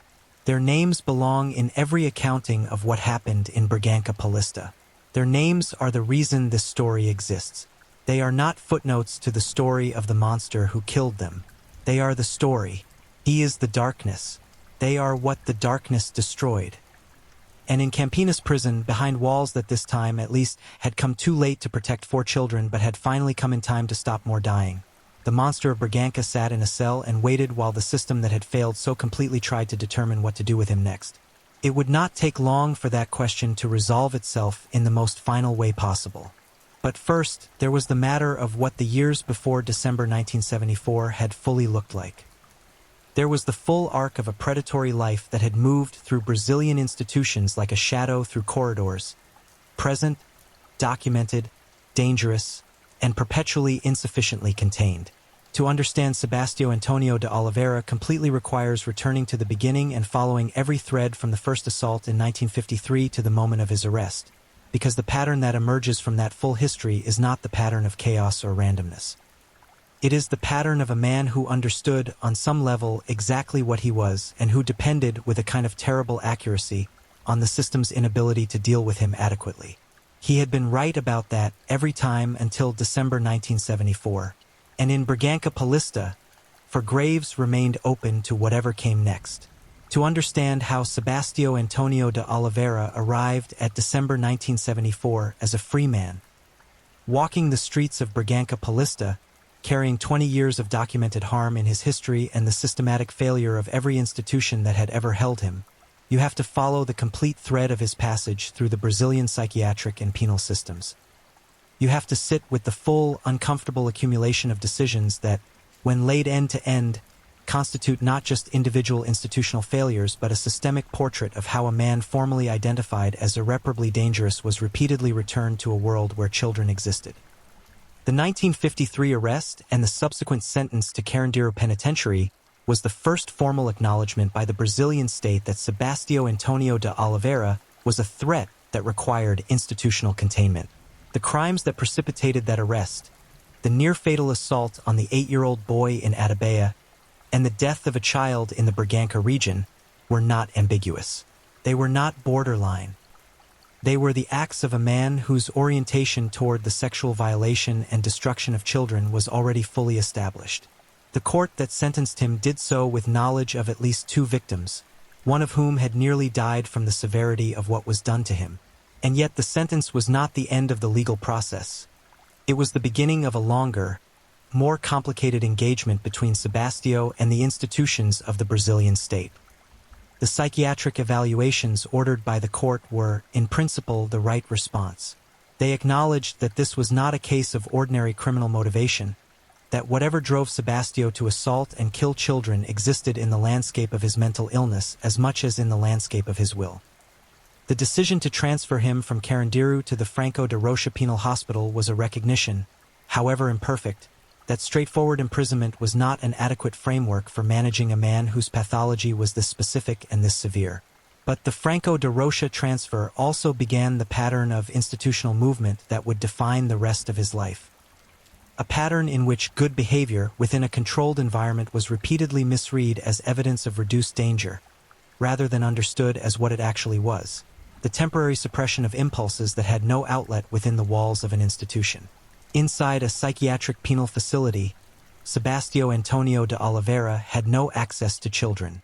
The compulsions that drove him toward them could not, within those walls, manifest. His behavior was therefore manageable. He followed the institutional rules. He did not create problems for the staff who observed him. He was quiet, cooperative, apparently responsive to the structure around him. And this apparent manageability was assessed within the institutional framework available as improvement. In 1958, 5 years after his arrest for acts of devastating violence against children, Sebastião Antonio de Oliveira was transferred to the Jucuri Psychiatric Hospital. This was a step toward a less restrictive environment. The logic of the transfer was grounded in observed behavior, in psychiatric assessment, in the institutional decision-making processes of the era. But the logic contained a fundamental error. The assumption that behavior within confinement tells you something reliable about behavior outside of it, that the absence of predatory action in an environment where predatory action is impossible provides meaningful evidence about what a person will do when returned to an environment where it is entirely possible. Sebastião Antonio de Oliveira's flight from Jucuri in 1959 shattered that assumption in the most direct way possible. He did not wait long after his transfer to the less restrictive facility before he left it entirely. He walked away and disappeared, and his first documented act as a free man was to locate his own daughter and commit against her the same violation that had landed him in the psychiatric penal system in the first place. The fact that his wife immediately reported his disappearance and the abduction of their daughter confirms that she understood, with absolute clarity, what her husband was capable of. She did not hesitate. She did not attempt to locate him herself or give him the benefit of any doubt. She went directly to the authorities, because the history of the man she had married left no space for any charitable interpretation of what he had done and what he would do if not stopped. The child was found alive, abandoned on the Magimiram road in Campinas, and her father vanished again. The years between 1959 and 1963 represent a gap in the official record that is itself a form of evidence. Sebastião was free during that period. He was unconfined, unmonitored, moving through São Paulo state with no institutional oversight. What happened during those years, beyond what was formally documented, remains unknown. The 1963 arrest in Adamantina for the rape of another minor indicates that the pattern had not paused during the years of freedom, that whatever Sebastião Antonio de Oliveira did when he was not in an institution, he continued to do what he had always done. The 1963 charge was not his return to offending after a period of recovery or remission. It was the next documented point on a line that had never truly stopped moving. His return to Franco de Rocha following the 1963 arrest brought him back under formal institutional assessment. The psychiatric work continued. The evaluations accumulated. And in 1969, the resulting report produced its chilling classification: a pure biocriminal with a sexopathic specialty. This was the formal clinical language of the era expressing something that, in plain terms, meant the following. This man's sexual violence against children was not situational, not circumstantial, not the product of trauma or stress or external triggers that could be addressed and resolved through treatment. It was foundational. It was who he was, expressed in the most permanent clinical terminology available. That classification led to a transfer to the Taubaté Custody Hospital, a higher security forensic facility, representing an escalation in the level of containment relative to the institutions that had previously held him.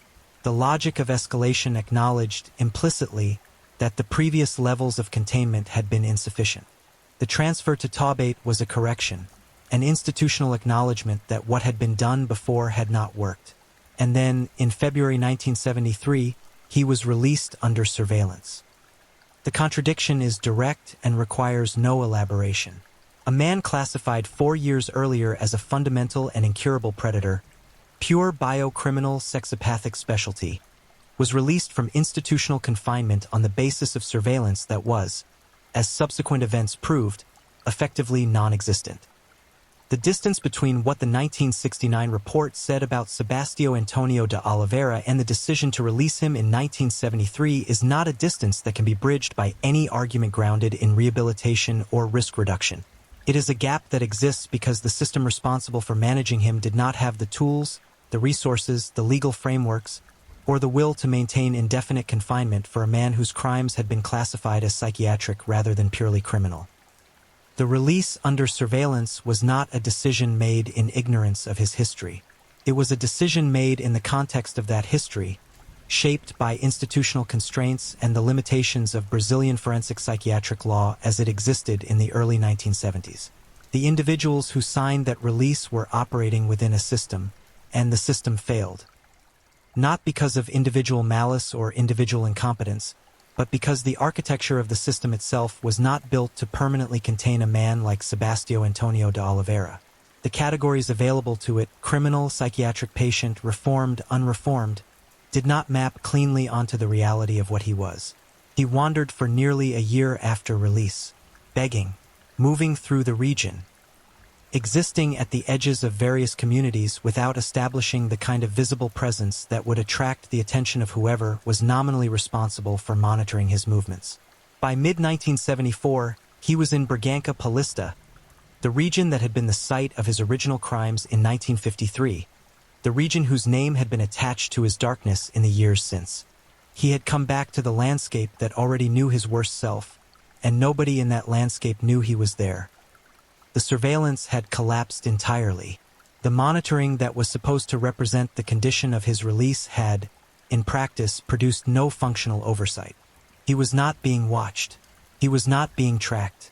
He was not being checked on with any regularity that would have detected his presence in Bragança Paulista or flagged the risk his proximity to a community with children represented. He existed in the gap between what the paperwork described and what the reality was. And in that gap, through the second half of 1974, he settled into the city and waited. The civil police investigation that followed the December murders was thorough and ultimately successful, but it operated within the same systemic context that had produced the conditions for those murders. The investigators who gathered descriptions from the children who survived Sebastião's attacks in December 1974, who constructed the suspect profile, who eventually located and arrested him in Amparo after a 22-day manhunt. Those investigators were working hard, working diligently, working with the information available to them. But they were working to catch a man who should never have been free to require catching. The confession, when it came, was complete. Sebastião Antonio de Oliveira did not attempt to avoid responsibility for what he had done in December 1974. He acknowledged the 4 murders. He led investigators to the bodies of the missing sisters. Whatever calculations governed his behavior during the confession, whether they reflected exhaustion, the specific psychology of a man who had always been caught eventually, or something else entirely, the result was that the full truth of December 1974 was established with his own words. And then began the final phase, the process of determining what to do with a man who had confessed to 4 child murders, who had been through the Brazilian penal and psychiatric systems multiple times across 20 years, and who now faced a legal process that could not even begin without a psychiatric assessment to determine whether he was fit to be tried. The judge overseeing the case, Dr. João Batista Lopes, requested a mental health assessment 3 separate times in 1975. 3 times.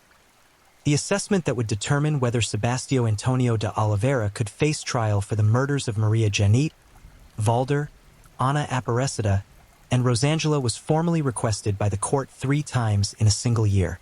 And 3 times, for reasons that remain unclear in the historical record, that assessment was not carried out. Not once, not twice. 3 times the process stalled, each delay pushing the rescheduled assessment further into the future, each postponement extending the legal limbo in which the monster of Bragança existed while 4 families waited for something that could never truly be called justice, but at least might be called a reckoning. The assessment was finally rescheduled for early 1976. It never happened, because on January 7th, 1976, inside his cell at Franco de Rocha Penal Hospital, where he had been transferred again following various institutional movements since his initial confinement at Campinas prison, Sebastião Antonio de Oliveira was found hanging. He had taken his own life. He was 59 or 60 years old. The same uncertainty about his exact birth year that had attended his entry into the world attended his exit from it. The rope in his cell was the final act of a man whose entire existence, from the earliest documented psychiatric problems of his childhood through to the confession in January 1975, had been a long, sustained catastrophe for every person unfortunate enough to cross his path. He died without trial. He died without a court's formal verdict. He died inside an institution, again as he had spent so much of his adult life, but this time permanently. The system that had failed to permanently contain him had, in one final irony, also failed to bring him to the formal legal reckoning that his victims' families deserved. There is a particular kind of silence that settles over a community after something like this. It is not the silence of resolution. It is not the silence of peace or the silence that follows the clean conclusion of a difficult story. It is the silence of a wound that has been acknowledged, addressed in some partial and inadequate way, but never fully healed, because healing, in the deepest sense, is not available to a community that has buried for children. The silence that settled over Braganca Paulista after the arrest of Sebastião Antonio de Oliveira, and deepened after the news of his death in January 1976, was that kind of silence. Heavy, permanent, the kind that accumulates rather than dissipates across years. The city went on. Cities always go on. The streets that had gone quiet in December 1974 eventually filled again with the sounds of children, but not the same sounds, not entirely, because a community that has experienced what Braganca Paulista experienced carries a knowledge that cannot be unknown. The parents who had refused to let their children outside during the 22 days of the manhunt did not immediately shed the vigilance that fear had installed in them. The awareness that danger can move through a community wearing an ordinary face, that it can settle among familiar streets and familiar neighbors and remain invisible until the worst has already happened, is not the kind of awareness that dissolves when the danger is removed. It becomes part of how a community understands the world.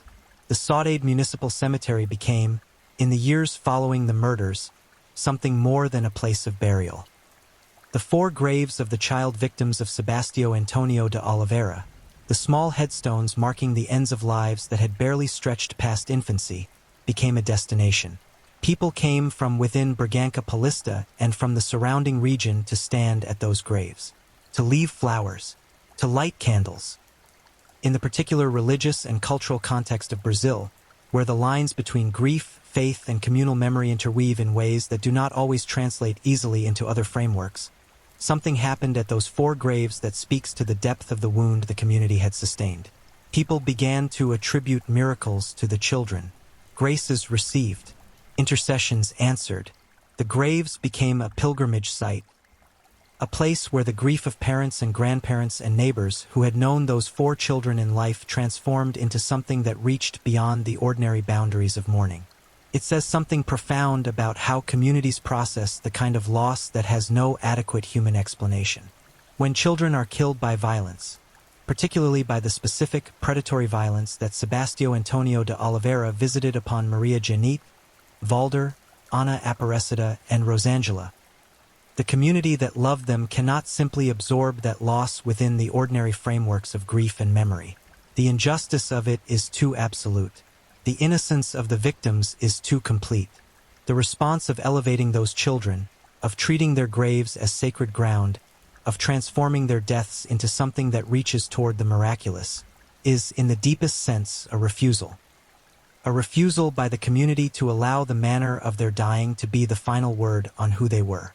The children had been destroyed by the worst thing that could reach them, and the community answered by placing them beyond the reach of any further diminishment. The question of justice, or its absence, hung over Braganca Paulista long after the monster was gone. Sebastião Antonio de Oliveira died in his cell on January 7, 1976, before a single court hearing had been completed, before the psychiatric assessment that would have determined his fitness for trial had been carried out, before the formal machinery of justice had produced any verdict against him. The confession existed. The evidence existed. The bodies of 4 children existed as the most unambiguous testimony to what he had done. But the formal process, the trial, the verdict, the sentence, never occurred. He removed himself from it with a rope in a cell in the early days of a new year, less than 12 months after his arrest. The families of the victims did not receive the specific form of legal recognition that a verdict would have represented. There was no moment in a courtroom where everything that had been established, the crimes, the confession, the full weight of his documented history, was formally adjudicated and formally condemned. The state that had failed to prevent the murders also failed, through the deaths of bureaucratic scheduling and institutional delay, to complete the legal process that might have given those families at least the hollow comfort of an official reckoning. It is worth dwelling on the specific details of his death, not because they carry any comfort, but because they illuminate something about the final chapter of his institutional passage.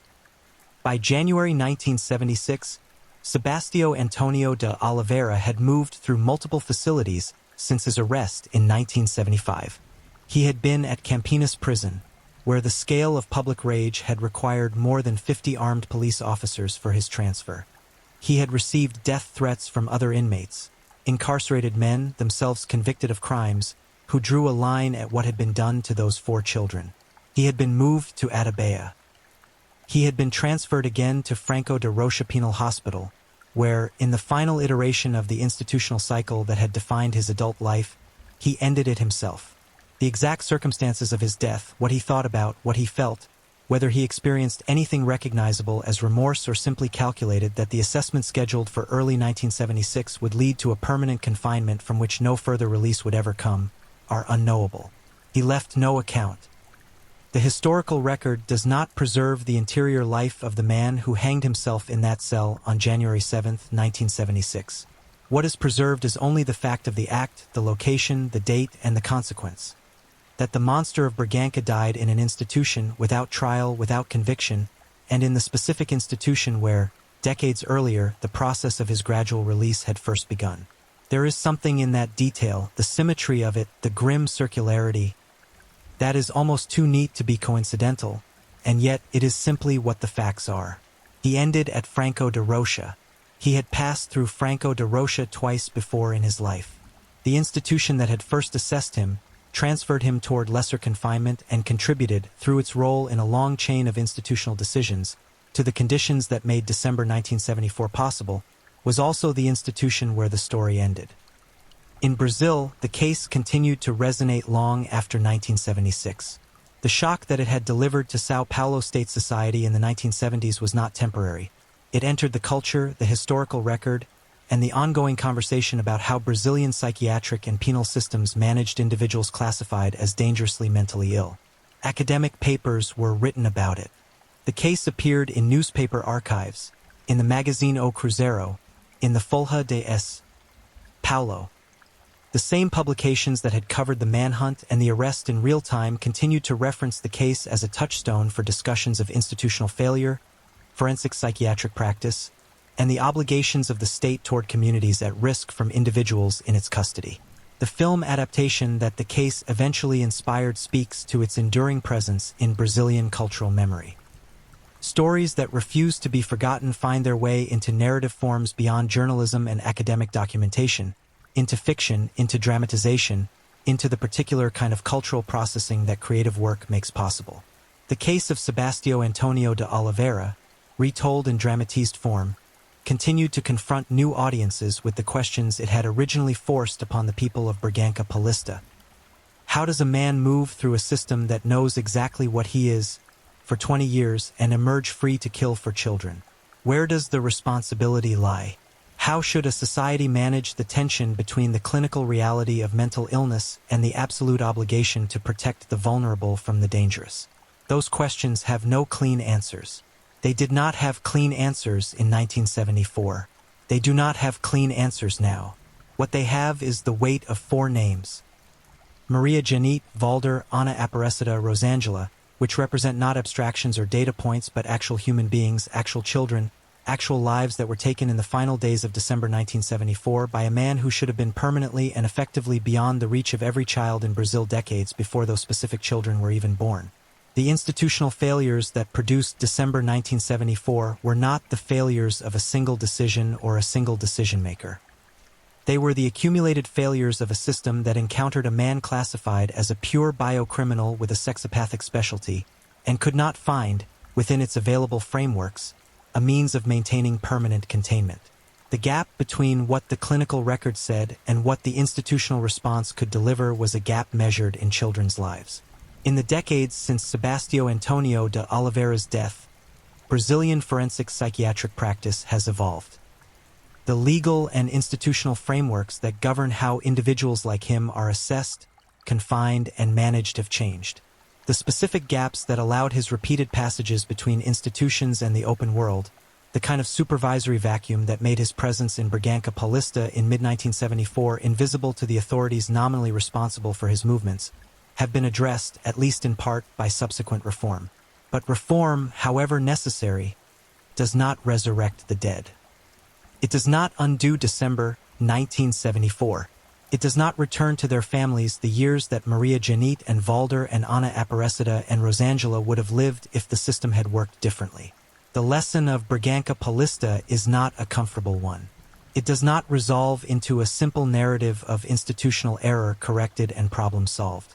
It is a case that insists across decades on being looked at clearly, on being understood as the product of real decisions, real failures, real consequences, with real children at the irreversible end of the chain.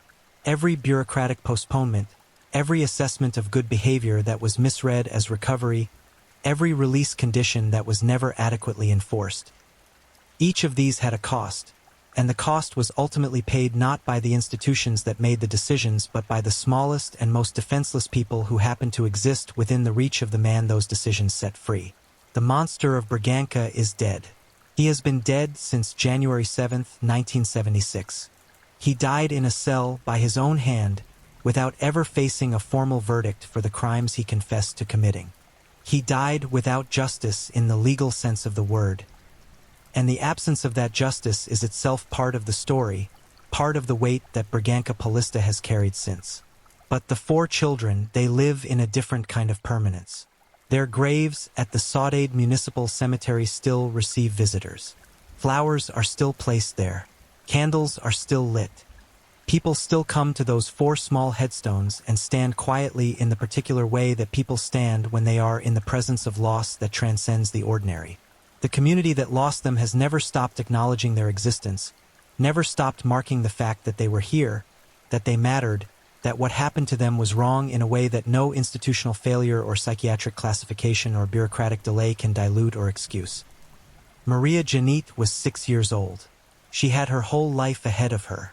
In December 1974, a monster wearing the face of a forgotten vagrant took it from her, and the system that had created the conditions for that theft stumbled on behind him, failing to catch up until too late.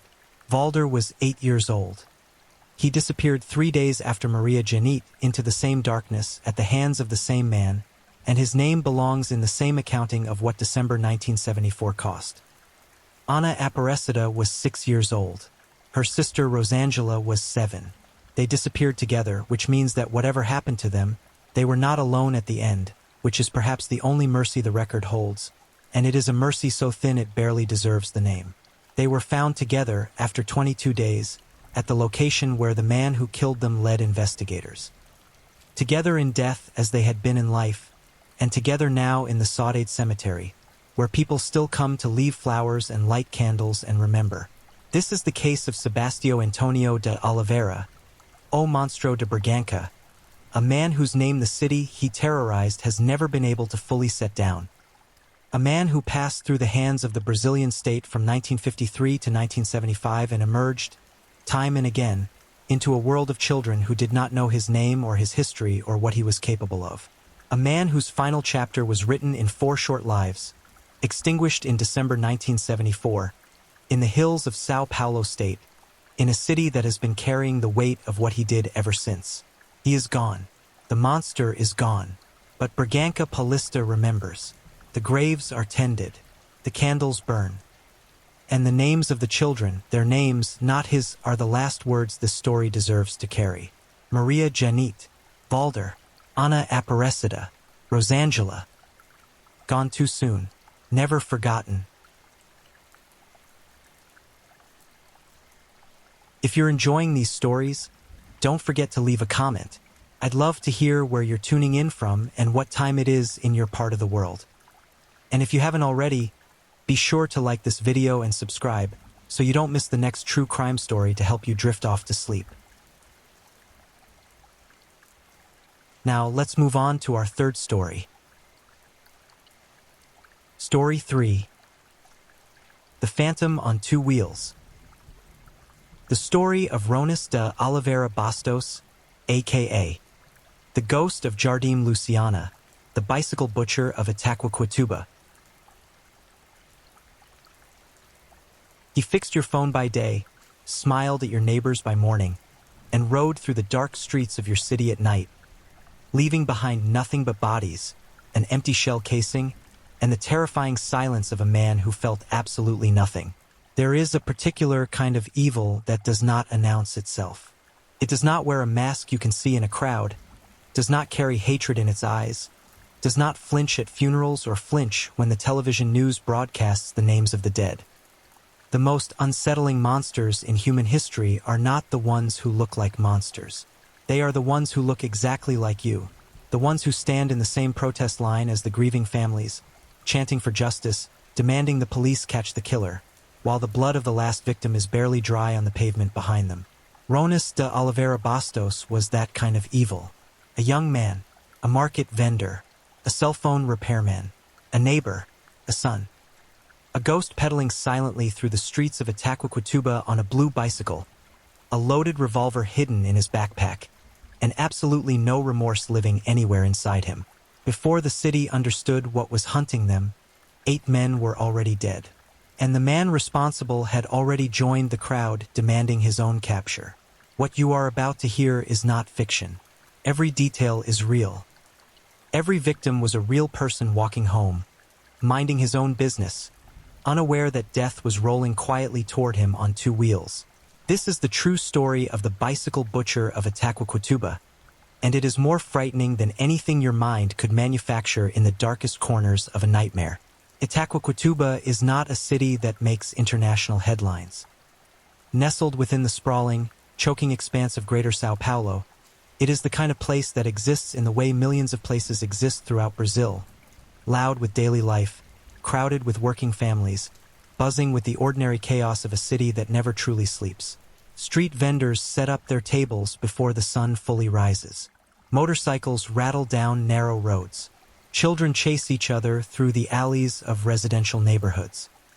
Old men sit outside and drink their coffee slowly.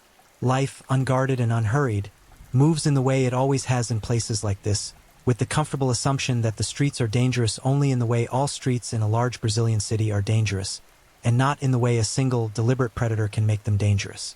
The Jardim Luciana neighborhood sits within Itaquaquatuba as a place like any other. Rows of modest homes, small shops, streets that carry the weight of everyday routine. In October of 2011, nobody in Jardim Luciana had any reason to believe that the most ordinary-looking man in their neighborhood was about to transform their streets into the hunting ground of one of the most cold-blooded serial killers the state of Sao Paulo had ever produced. Ronis de Oliveira Bastos was 22 years old when the killings began. He was born in Itaquaquatuba in 1988, and unlike the popular Hollywood image of the broken, abused child destined for violence, there is remarkably little in the documented record of his early years that screams warning. He worked. He sold goods at the local market of Ferrante. In the Brazilian tradition, a man who sets up his stand and haggles prices and carries the smell of commerce on his hands. He also repaired cell phones, a practical and modest trade for a young man in the digital age. His neighbors did not describe him as strange. His acquaintances did not recall him as aggressive. He had no criminal record, no prior arrests, no brushes with law enforcement that might have placed his face into any investigative file before the autumn of 2011. He lived with his mother. He was, by every external measure, a young man trying to make a quiet living in a crowded city. And yet, somewhere in the architecture of his mind, something had long since collapsed into darkness. Something that left no trace on the surface, no visible cracks, no alarming behavior, no dramatic warning signs that the people around him could have pointed to and said, "That man is going to kill." Whatever had fractured inside Ronis de Oliveira Bastos remained entirely hidden until October 2011, when it did not merely crack open, it detonated. The first attack came without preamble, without escalation, without the tentative, exploratory violence that criminologists often associate with killers working themselves up to something larger. There was nothing escalating about what Ronis did. He went straight to murder. He took his weapon, a .38 caliber revolver, loaded it, put on a dark ninja-style hood that covered most of his face, placed the gun in a backpack, and rode out into the streets of Jardim Luciana on his blue bicycle. He found a man. He shot him. He rode home. That was how it started. Not with rage. Not with a dramatic confrontation or a robbery gone wrong. Not with a personal grievance or a dispute that spun out of control. Just a young man on a bicycle, selecting a stranger, pulling a trigger, and cycling home in the dark as if he had simply finished an errand. The victim, like all of Ronus's eventual victims, was a man aged somewhere between 20 and 50 years old. The targets appeared entirely random, no shared profession, no shared connection to Ronus, no pattern that might explain why one man was chosen over another. They were simply men who happened to be in the street at the wrong hour in the wrong neighborhood, visible from the seat of a bicycle piloted by someone who had decided, for reasons no court of law would ever fully untangle, to end their lives. The second victim was attacked differently. Where the first was shot, this man was stabbed. An anomaly in the series that would stand out to investigators later as a curious deviation, as though Ronus was willing to vary his method when circumstances demanded, or perhaps when he was simply testing himself in some private, disturbing way. The stabbing victim died just as certainly as the rest. After the second killing, Ronus returned to the revolver. He preferred the gun. It was efficient. It was distant. It allowed him to commit the act and leave before anyone fully processed what had happened. A bicycle moves fast enough in a residential neighborhood to dissolve into the streets before a scream has time to gather a crowd.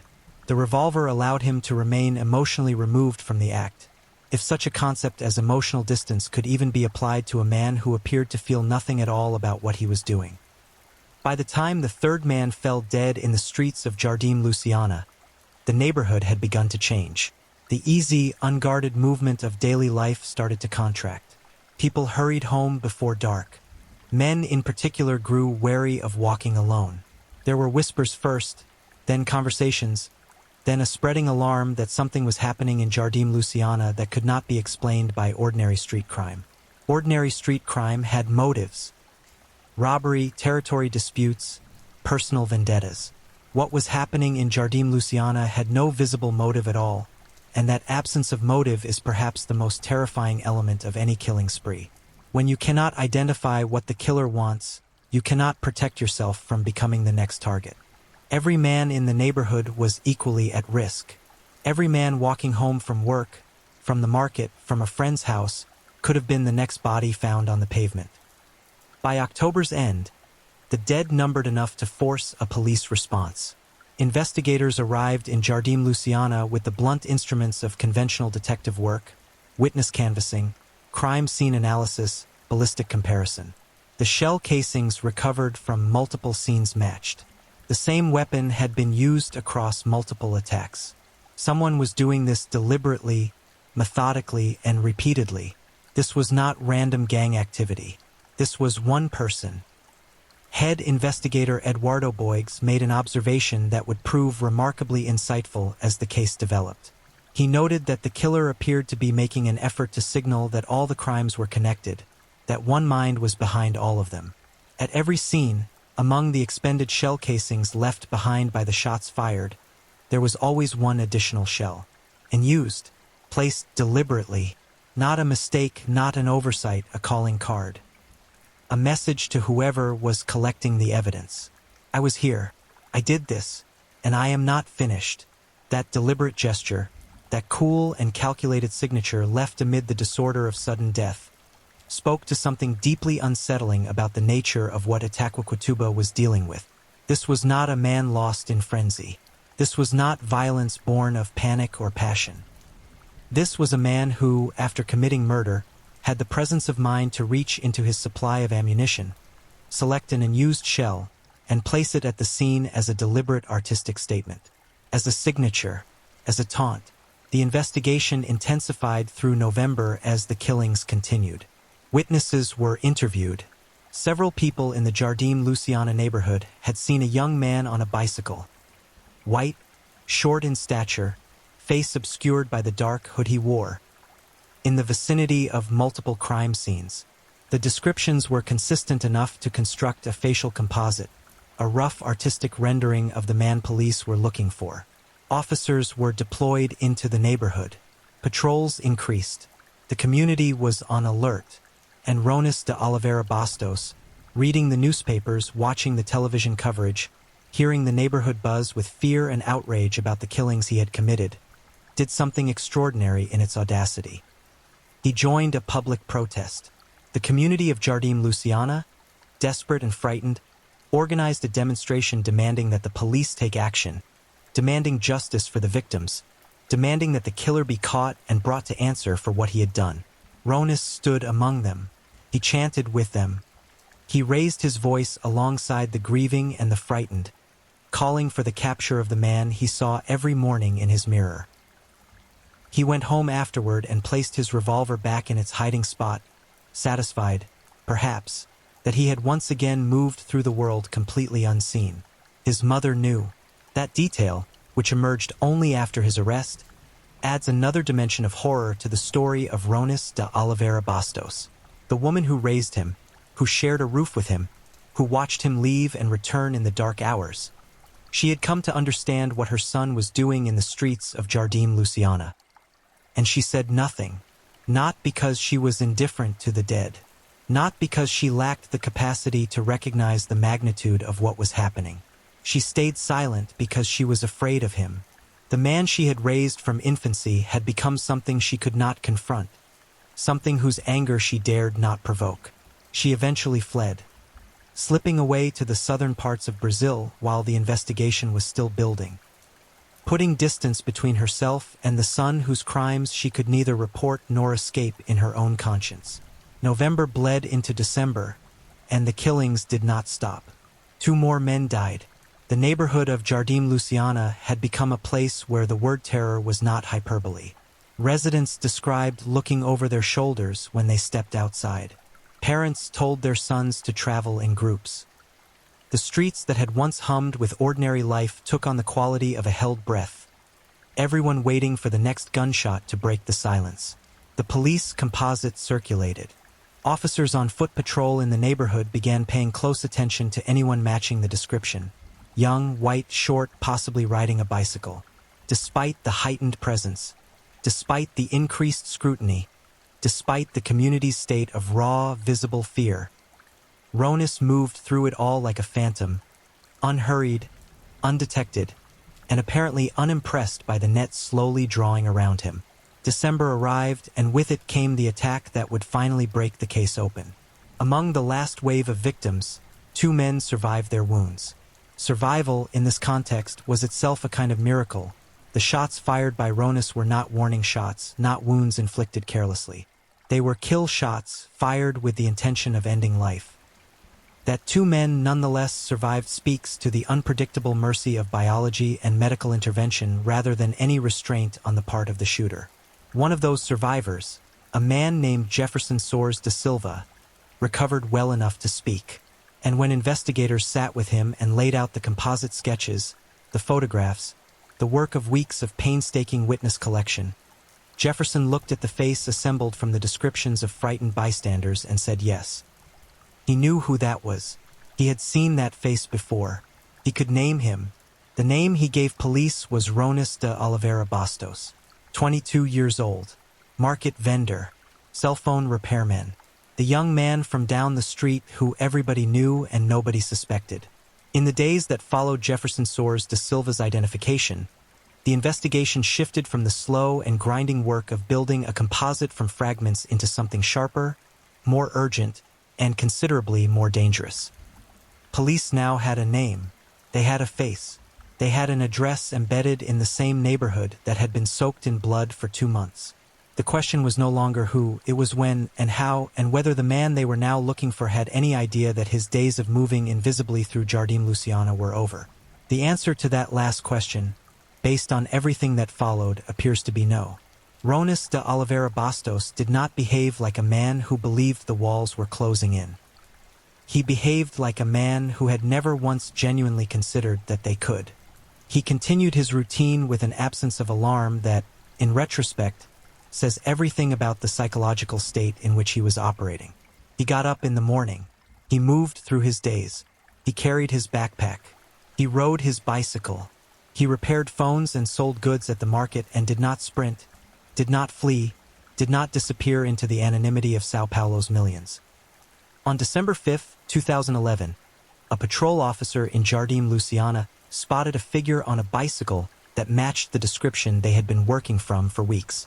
Young, white, short in stature, riding the blue bicycle that multiple witnesses had placed at multiple crime scenes.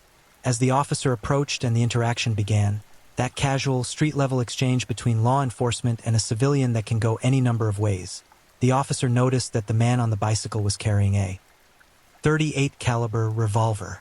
Ronas offered an explanation. He carried the weapon for his own protection. Given the climate of terror that had gripped Jardim Luciana over the preceding 2 months, this was not an entirely implausible thing for a resident to claim. The city was frightened. People were arming themselves. But the officer was not satisfied, and Ronas was taken into custody on the spot. Not for murder, not yet, but for illegal possession of a firearm. It was a procedural arrest, a holding charge, the kind of thing that might have resulted in nothing more than a fine and a confiscation if it had happened to anyone other than the man the entire Jardim Luciana community had been living in terror of. But the arrest led to a search, and the search led to his home. And his home, it turned out, had been keeping his secrets for him, inside the residence that Ronas shared, and had recently shared only with the ghost of his recently fled mother.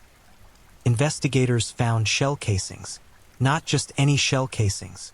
Shell casings that were forensically identical to those recovered from the crime scenes scattered across Jardim Luciana over the previous 8 weeks. They found the ninja hood, that dark piece of cloth he had pulled over his face before each ride into the streets to kill. They found the backpack in which he had transported his weapons to the scenes of each murder, the bag that had ridden on his back through the quiet streets while his victims walked ahead of him, unaware. And in that bag, the revolver he had used to end 8 lives was present alongside a shotgun, evidence that his arsenal had been ready for escalation at any point he chose. The man standing in the middle of the search was the same man who had stood in a protest crowd 2 weeks earlier, chanting for justice. The same man who had repaired telephones and sold goods at the market. The same man his mother had been too afraid to turn in, choosing instead to run from him rather than face what he had become. The arrest triggered immediate and massive media coverage across Brazil. Itaquaquecetuba's 2-month nightmare had a face. The face was 22 years old and completely unremarkable, and that ordinariness landed on the Brazilian public with the force of something deeply unsettling. Here was no monster constructed from the obvious materials of monstrousness. No documented childhood of horrific abuse published in the papers, no prior crimes that could have connected retrospective dots. No visible pathology that anyone in his community had flagged. Here was a young man who had apparently simply decided one October afternoon to begin killing, and who had done so with a mechanical efficiency that 8 confirmed dead men could no longer speak about.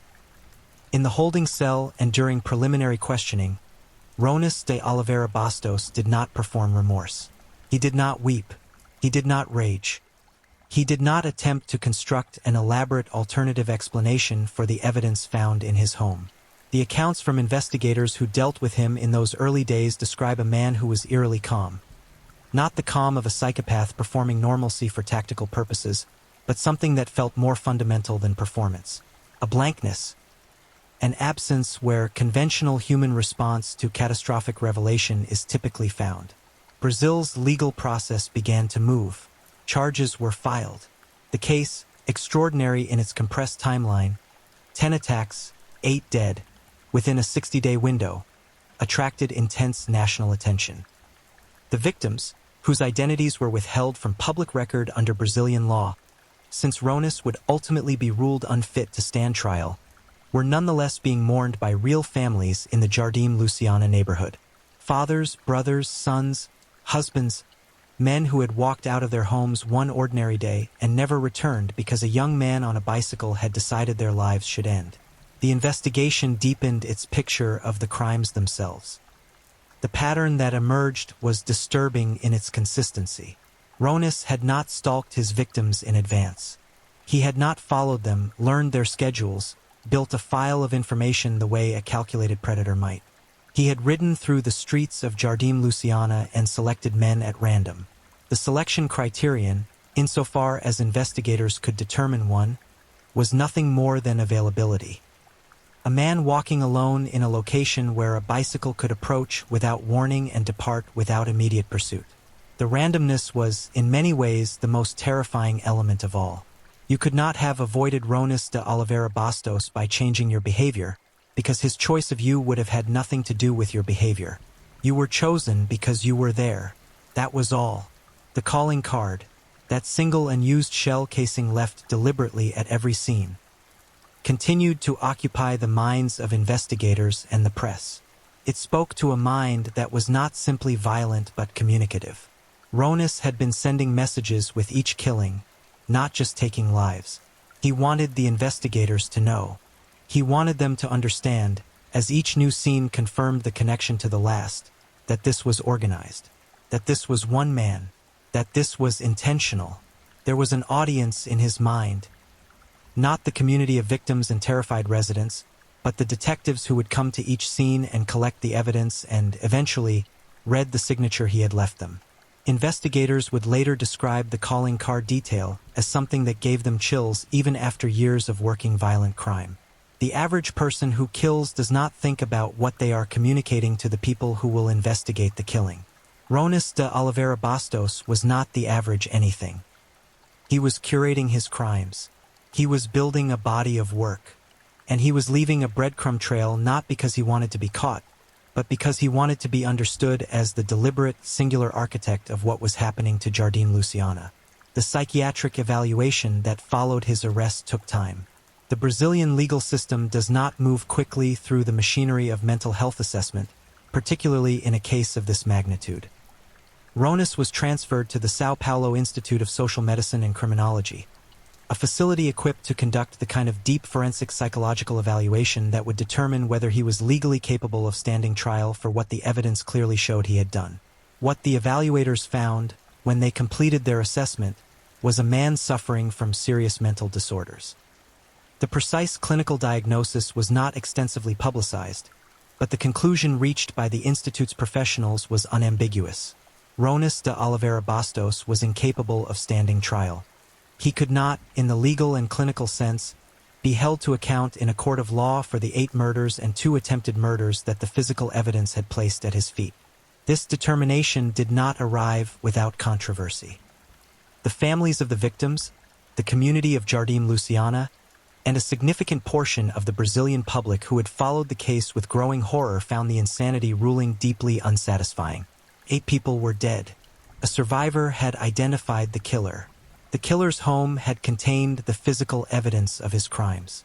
And yet the mechanism of justice would stop short of a trial, would stop short of a verdict, of sentencing, of the formal communal acknowledgement of guilt that criminal trials exist in part to provide. But the law, as it stood and as it was applied, required a different outcome. Ronis de Oliveira Bastos was acquitted by reason of insanity and committed to the Taubate House of Custody and Psychiatric Treatment. The doors of that institution closed behind him in the way that doors close behind people who are not there voluntarily. With the weight of something permanent, something final, even if it looked different from the permanence of a prison sentence. What Ronis carried into that institution with him, what lived behind his eyes in those first weeks, months, and years of confinement, is not something the record speaks to clearly. The blankness that investigators described in the days after his arrest either persisted or evolved into something else, something interior and inaccessible. The institution held him. The institution treated him. The institution was the last structure that shaped whatever remained of the years allotted to him. Outside, in Jardim Luciana, the neighborhood exhaled. Slowly, reluctantly, in the way a place does when it has been holding its breath for months and the immediate cause of the fear is removed, but the memory of that fear is soaked into the pavement, into the streets where men had fallen, into the routine of every family that had lost someone or feared losing someone during those brutal weeks. The blue bicycle was in evidence storage. The ninja hood was in evidence storage. The shell casings were catalogued and sealed. And on the streets where Ronis had ridden, life resumed its complicated, tentative business. Changed in ways that cannot be measured but also could not be stopped from continuing forward, because that is what life does even after the worst things happen to it. The Taubate House of Custody and Psychiatric Treatment exists in a part of São Paulo state that most people never have reason to visit. It is one of those places that society builds to house the people society does not know what to do with. The dangerously ill, the criminally insane, the individuals whose minds have traveled so far from the architecture of ordinary human functioning that neither prison nor hospital alone is adequate. It is a place of dual purpose, a hybrid institution, a structure that speaks to the uncomfortable truth that the categories of criminal and sick are not always distinct, and that the law must sometimes acknowledge it cannot deliver the kind of justice that grieving families need. Ronas arrived there in the aftermath of the insanity ruling as a young man, barely 23 years old, his entire adult life having been defined by a 60-day period of terror that he had visited upon a neighborhood that had done nothing to him. Whatever internal experience he carried, whatever the clinical reality of his disorders felt like from the inside, is something that the public record does not illuminate in any satisfying detail. He was there. He was held. He was, presumably, treated in whatever way the institution treated those in its care. Brazil's broader reaction to the case had not entirely settled by the time Ronas disappeared behind the walls of Taubate. The insanity acquittal had sparked conversations that serial killer cases often ignite in their wake.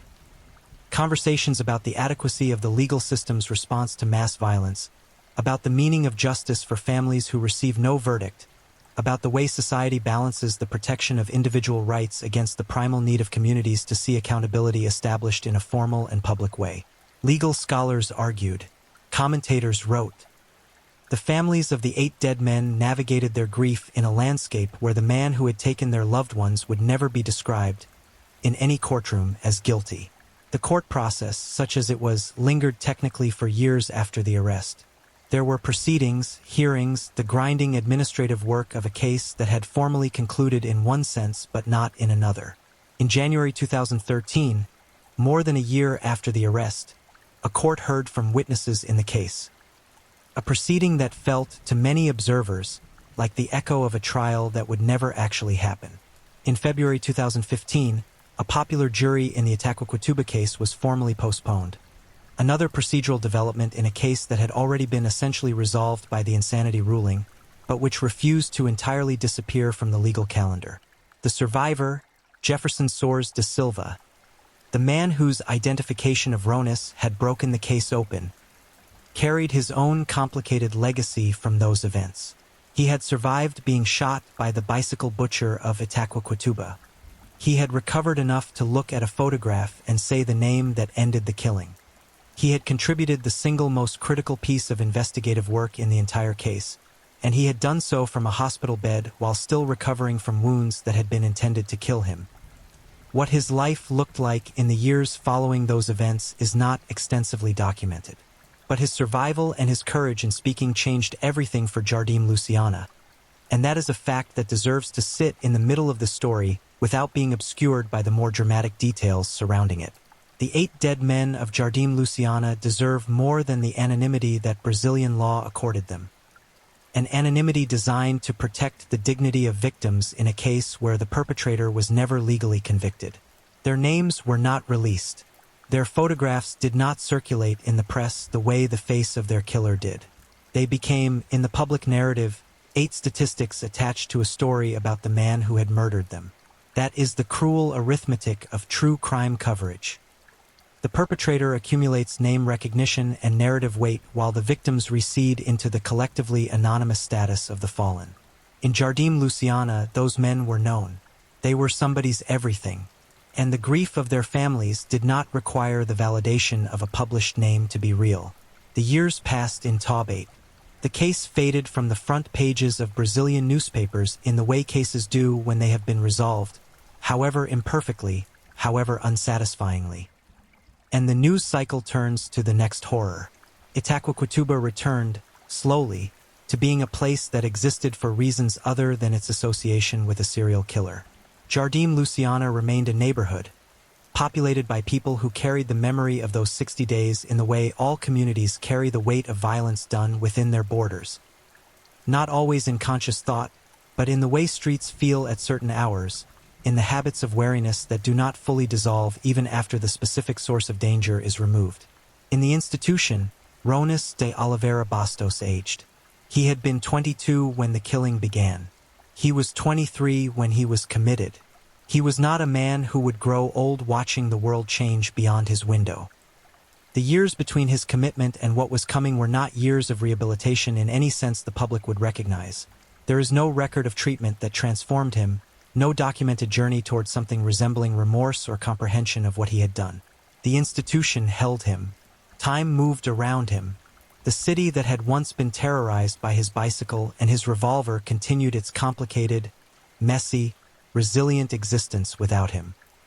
There is something worth dwelling on in the peculiar architecture of his crimes, specifically the methodology. He did not drive a car. He did not lurk in a particular building, waiting for victims to pass beneath a window. He rode a bicycle, a blue bicycle, in a neighborhood where bicycles are not unusual, where the background noise of daily life includes the unremarkable presence of people on two wheels moving between home and work and market. He had chosen his method of transport with a kind of accidental genius. The bicycle was fast enough to allow escape after each shooting but ordinary enough to generate no alarm before it. It made him part of the landscape rather than a disruption to it. It allowed him to approach his victims from behind or from beside, to close the distance between himself and his target while the target was still processing his presence as the ordinary presence of someone on a bicycle. The ninja hood addressed the only other vulnerability, his face.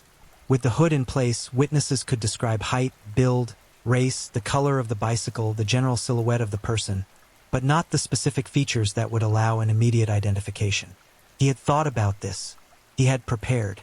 He had constructed a system, weapon, transport, disguise, that allowed him to operate in the open streets of a residential neighborhood for 60 days before a surviving victim could put a specific name to the face beneath the hood.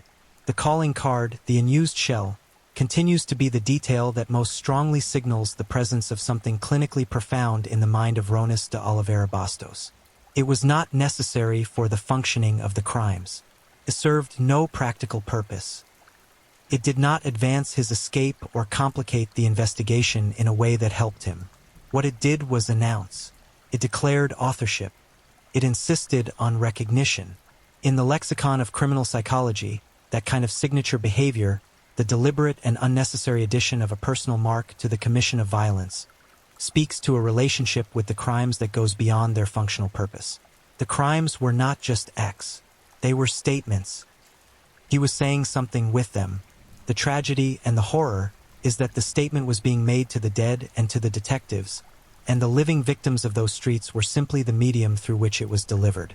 The psychiatric evaluation confirmed that what was happening inside the mind of Ronis de Oliveira Bastos was not accessible through ordinary categories of motivation or culpability.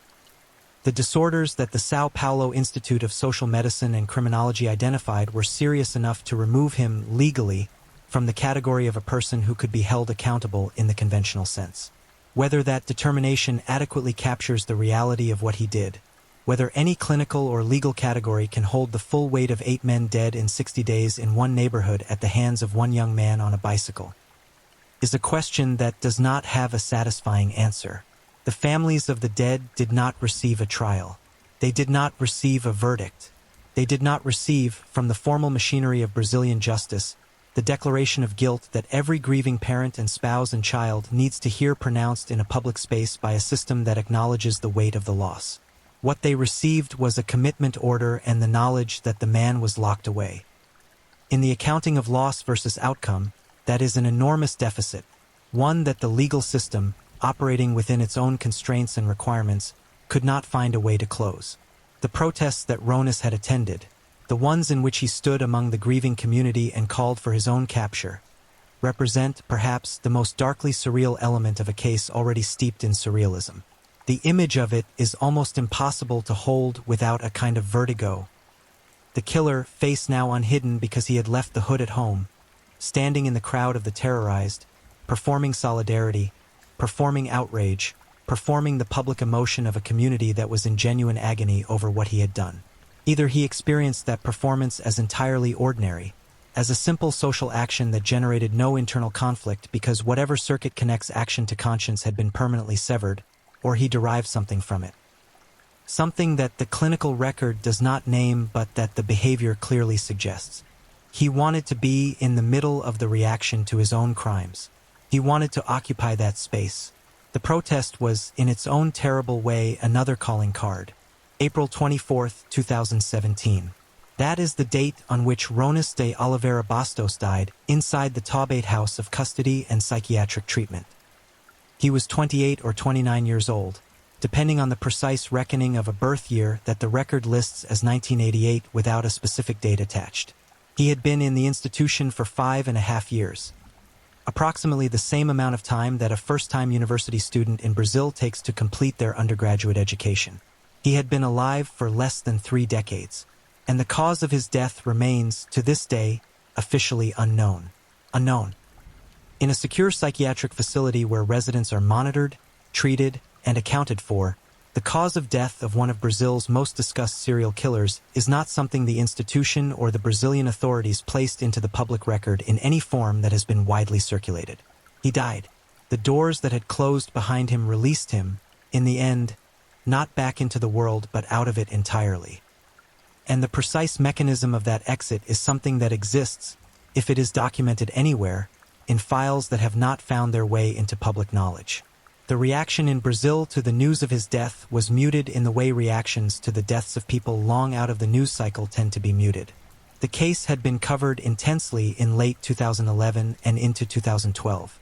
The legal proceedings had generated occasional coverage through 2013 and 2015. But by 2017, Ronis de Oliveira Bastos was not a name at the front of the Brazilian national consciousness. He had receded into the category of a case that had been resolved, imperfectly, controversially, and then filed away in the way resolved cases get filed away when the world has moved on to its next crisis. For the families of his 8 victims, his death created a different kind of reckoning.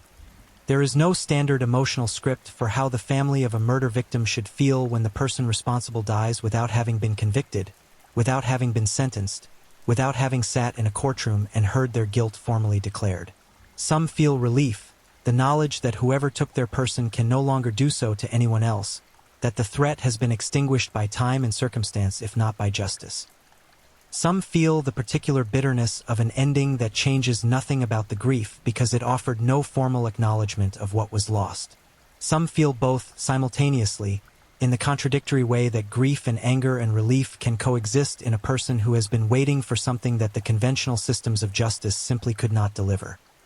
The community of Jardim Luciana had, over the 5.5 years between Ronis's arrest and his death, absorbed the events of October through December 2011 in the complicated way communities absorb their worst chapters. The streets were the same streets. The neighborhood was the same neighborhood. The people who remained were the same people, older, carrying the weight of what had happened alongside everything else they carried. The blue bicycle existed nowhere anymore except in the evidence records and in the memories of those who had seen it moving through the dark streets toward someone who would not survive the encounter. The investigator Eduardo Boigues, whose observation about the calling card had proven so prescient, carried the case in the way investigators carry their most consequential work. Not necessarily as a source of ongoing torment, but as one of those experiences that permanently reshapes the framework through which a person understands human behavior and the work of detection. The case of Ronis de Oliveira Bastos was notable not only for the body count or the compressed timeline, but for the specific quality of the killer's mind. The deliberateness, the signature behavior, the protest attendance, the mother's silence, the survival of 2 victims whose testimony broke the investigation open. It was a case that contained, within its 60-day span, almost every element that makes true crime both terrible to contemplate and impossible to turn away from. The survivor Jefferson Soares da Silva had done something significant in identifying Ronis. He had been shot by a man who had successfully killed 8 others. He had survived that shooting through no particular plan of his own, simply through the biological accident of surviving wounds that had killed others. He had then, in the vulnerability of recovery, cooperated with investigators and provided the identification that led directly to the arrest. In a city where silence is sometimes the safer option, where cooperation with police can carry its own risks, Jefferson had spoken. And 8 weeks of killing had ended as a result. The broader context of the Itaquaquatuba case, the way it sits within Brazilian true crime history, deserves acknowledgement. Brazil has produced killers of far greater victim counts. Pedro Rodrigues Filho, the so-called Padrinho Matador, claimed responsibility for over 100 deaths across a criminal career that spanned decades. The killers who operated within organized crime structures, within the labyrinthine violence of favela warfare and drug territory disputes, have collectively produced death tolls that dwarf what Ronis accomplished in 60 days. But Ronis occupies a different kind of place in the true crime record. He was not a criminal entrepreneur. He was not a vigilante with a twisted ideology. He was not operating within any organizational structure or motivated by profit or territory. He was a young man in a residential neighborhood who selected random men and shot them from a bicycle and left a calling card at each scene and attended protests calling for his own capture, and the motive for all of it remains formally and conclusively unknown. That unknowability is the thing that lodges in the mind and refuses to leave. The human need to understand why. To construct a causal chain between a person's history and their actions, to find the origin point of the darkness that drove them to do what they did, is not satisfied by the Ronis de Oliveira Bastos case. There is no documented childhood trauma available to hold up as explanation. There is no manifesto, no statement, no recorded confession that reveals the internal logic of the killing. There is a young man with a market stall and a cell phone repair business and a mother who was afraid of him and a blue bicycle and 8 dead men in 60 days and a psychiatric diagnosis that removed him from the reach of formal justice. That is the whole of what is publicly known. The rest, the interior experience, the reasoning if there was reasoning, the emotional state if there was emotion, is sealed away in whatever documentation exists in the archives of the institution that held him until he died, and in the clinical records that do not belong to public curiosity. What the case of Ronis de Oliveira Bastos offers to the study of violent criminal behavior, and to the particular dark fascination of true crime, is a portrait of evil in its most disorienting form. Not the evil of the cartoonishly monstrous, not the evil of the visibly disturbed, not the evil that announces itself with prior violence and escalating behavior and warning signs that a community failed to heed. The evil of someone who moves through the world as a neighbor, a vendor, a repairman. Someone whose internal catastrophe is so perfectly contained behind the ordinary surface of his daily existence that it generates not even retrospective recognition. People who knew Ronis did not, after his arrest, come forward with stories of strange behavior, of unsettling conversations, of moments that had made them uneasy about him.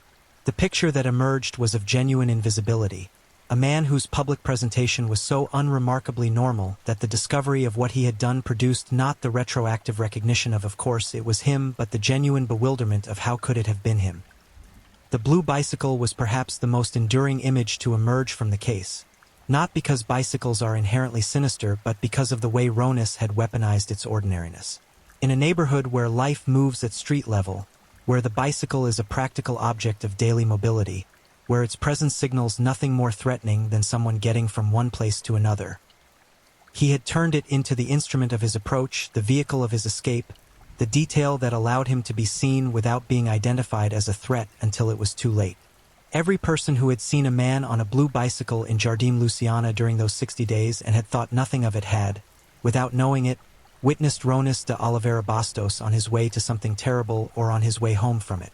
The ninja hood, that piece of dark cloth that obscured his face during the killings, was the one precaution that acknowledged vulnerability. In covering his face, Ronis demonstrated an awareness that his identity could be discovered if seen clearly. He understood, at least on that level, that what he was doing was something that could be traced back to him if the wrong person got a clear enough look. The hood was a calculated measure. Like the calling card, like the bicycle, it was part of a system, a rudimentary operational security that had functioned for weeks before the surviving victim's eventual identification broke it down. His mother's silence deserves its own contemplation in the closing chapters of this story. She had been living with a serial killer. She had watched him leave and return and leave again, in the ordinary domestic rhythms of shared housing, while men died in the streets outside. Whether she knew from the beginning, or whether her knowledge accumulated gradually as the neighborhood's terror intensified and the details of the killings became impossible to reconcile with the hours her son kept and the things she might have seen, that is not known. What is known is that by the time she fled to southern Brazil, she carried the knowledge of what he was.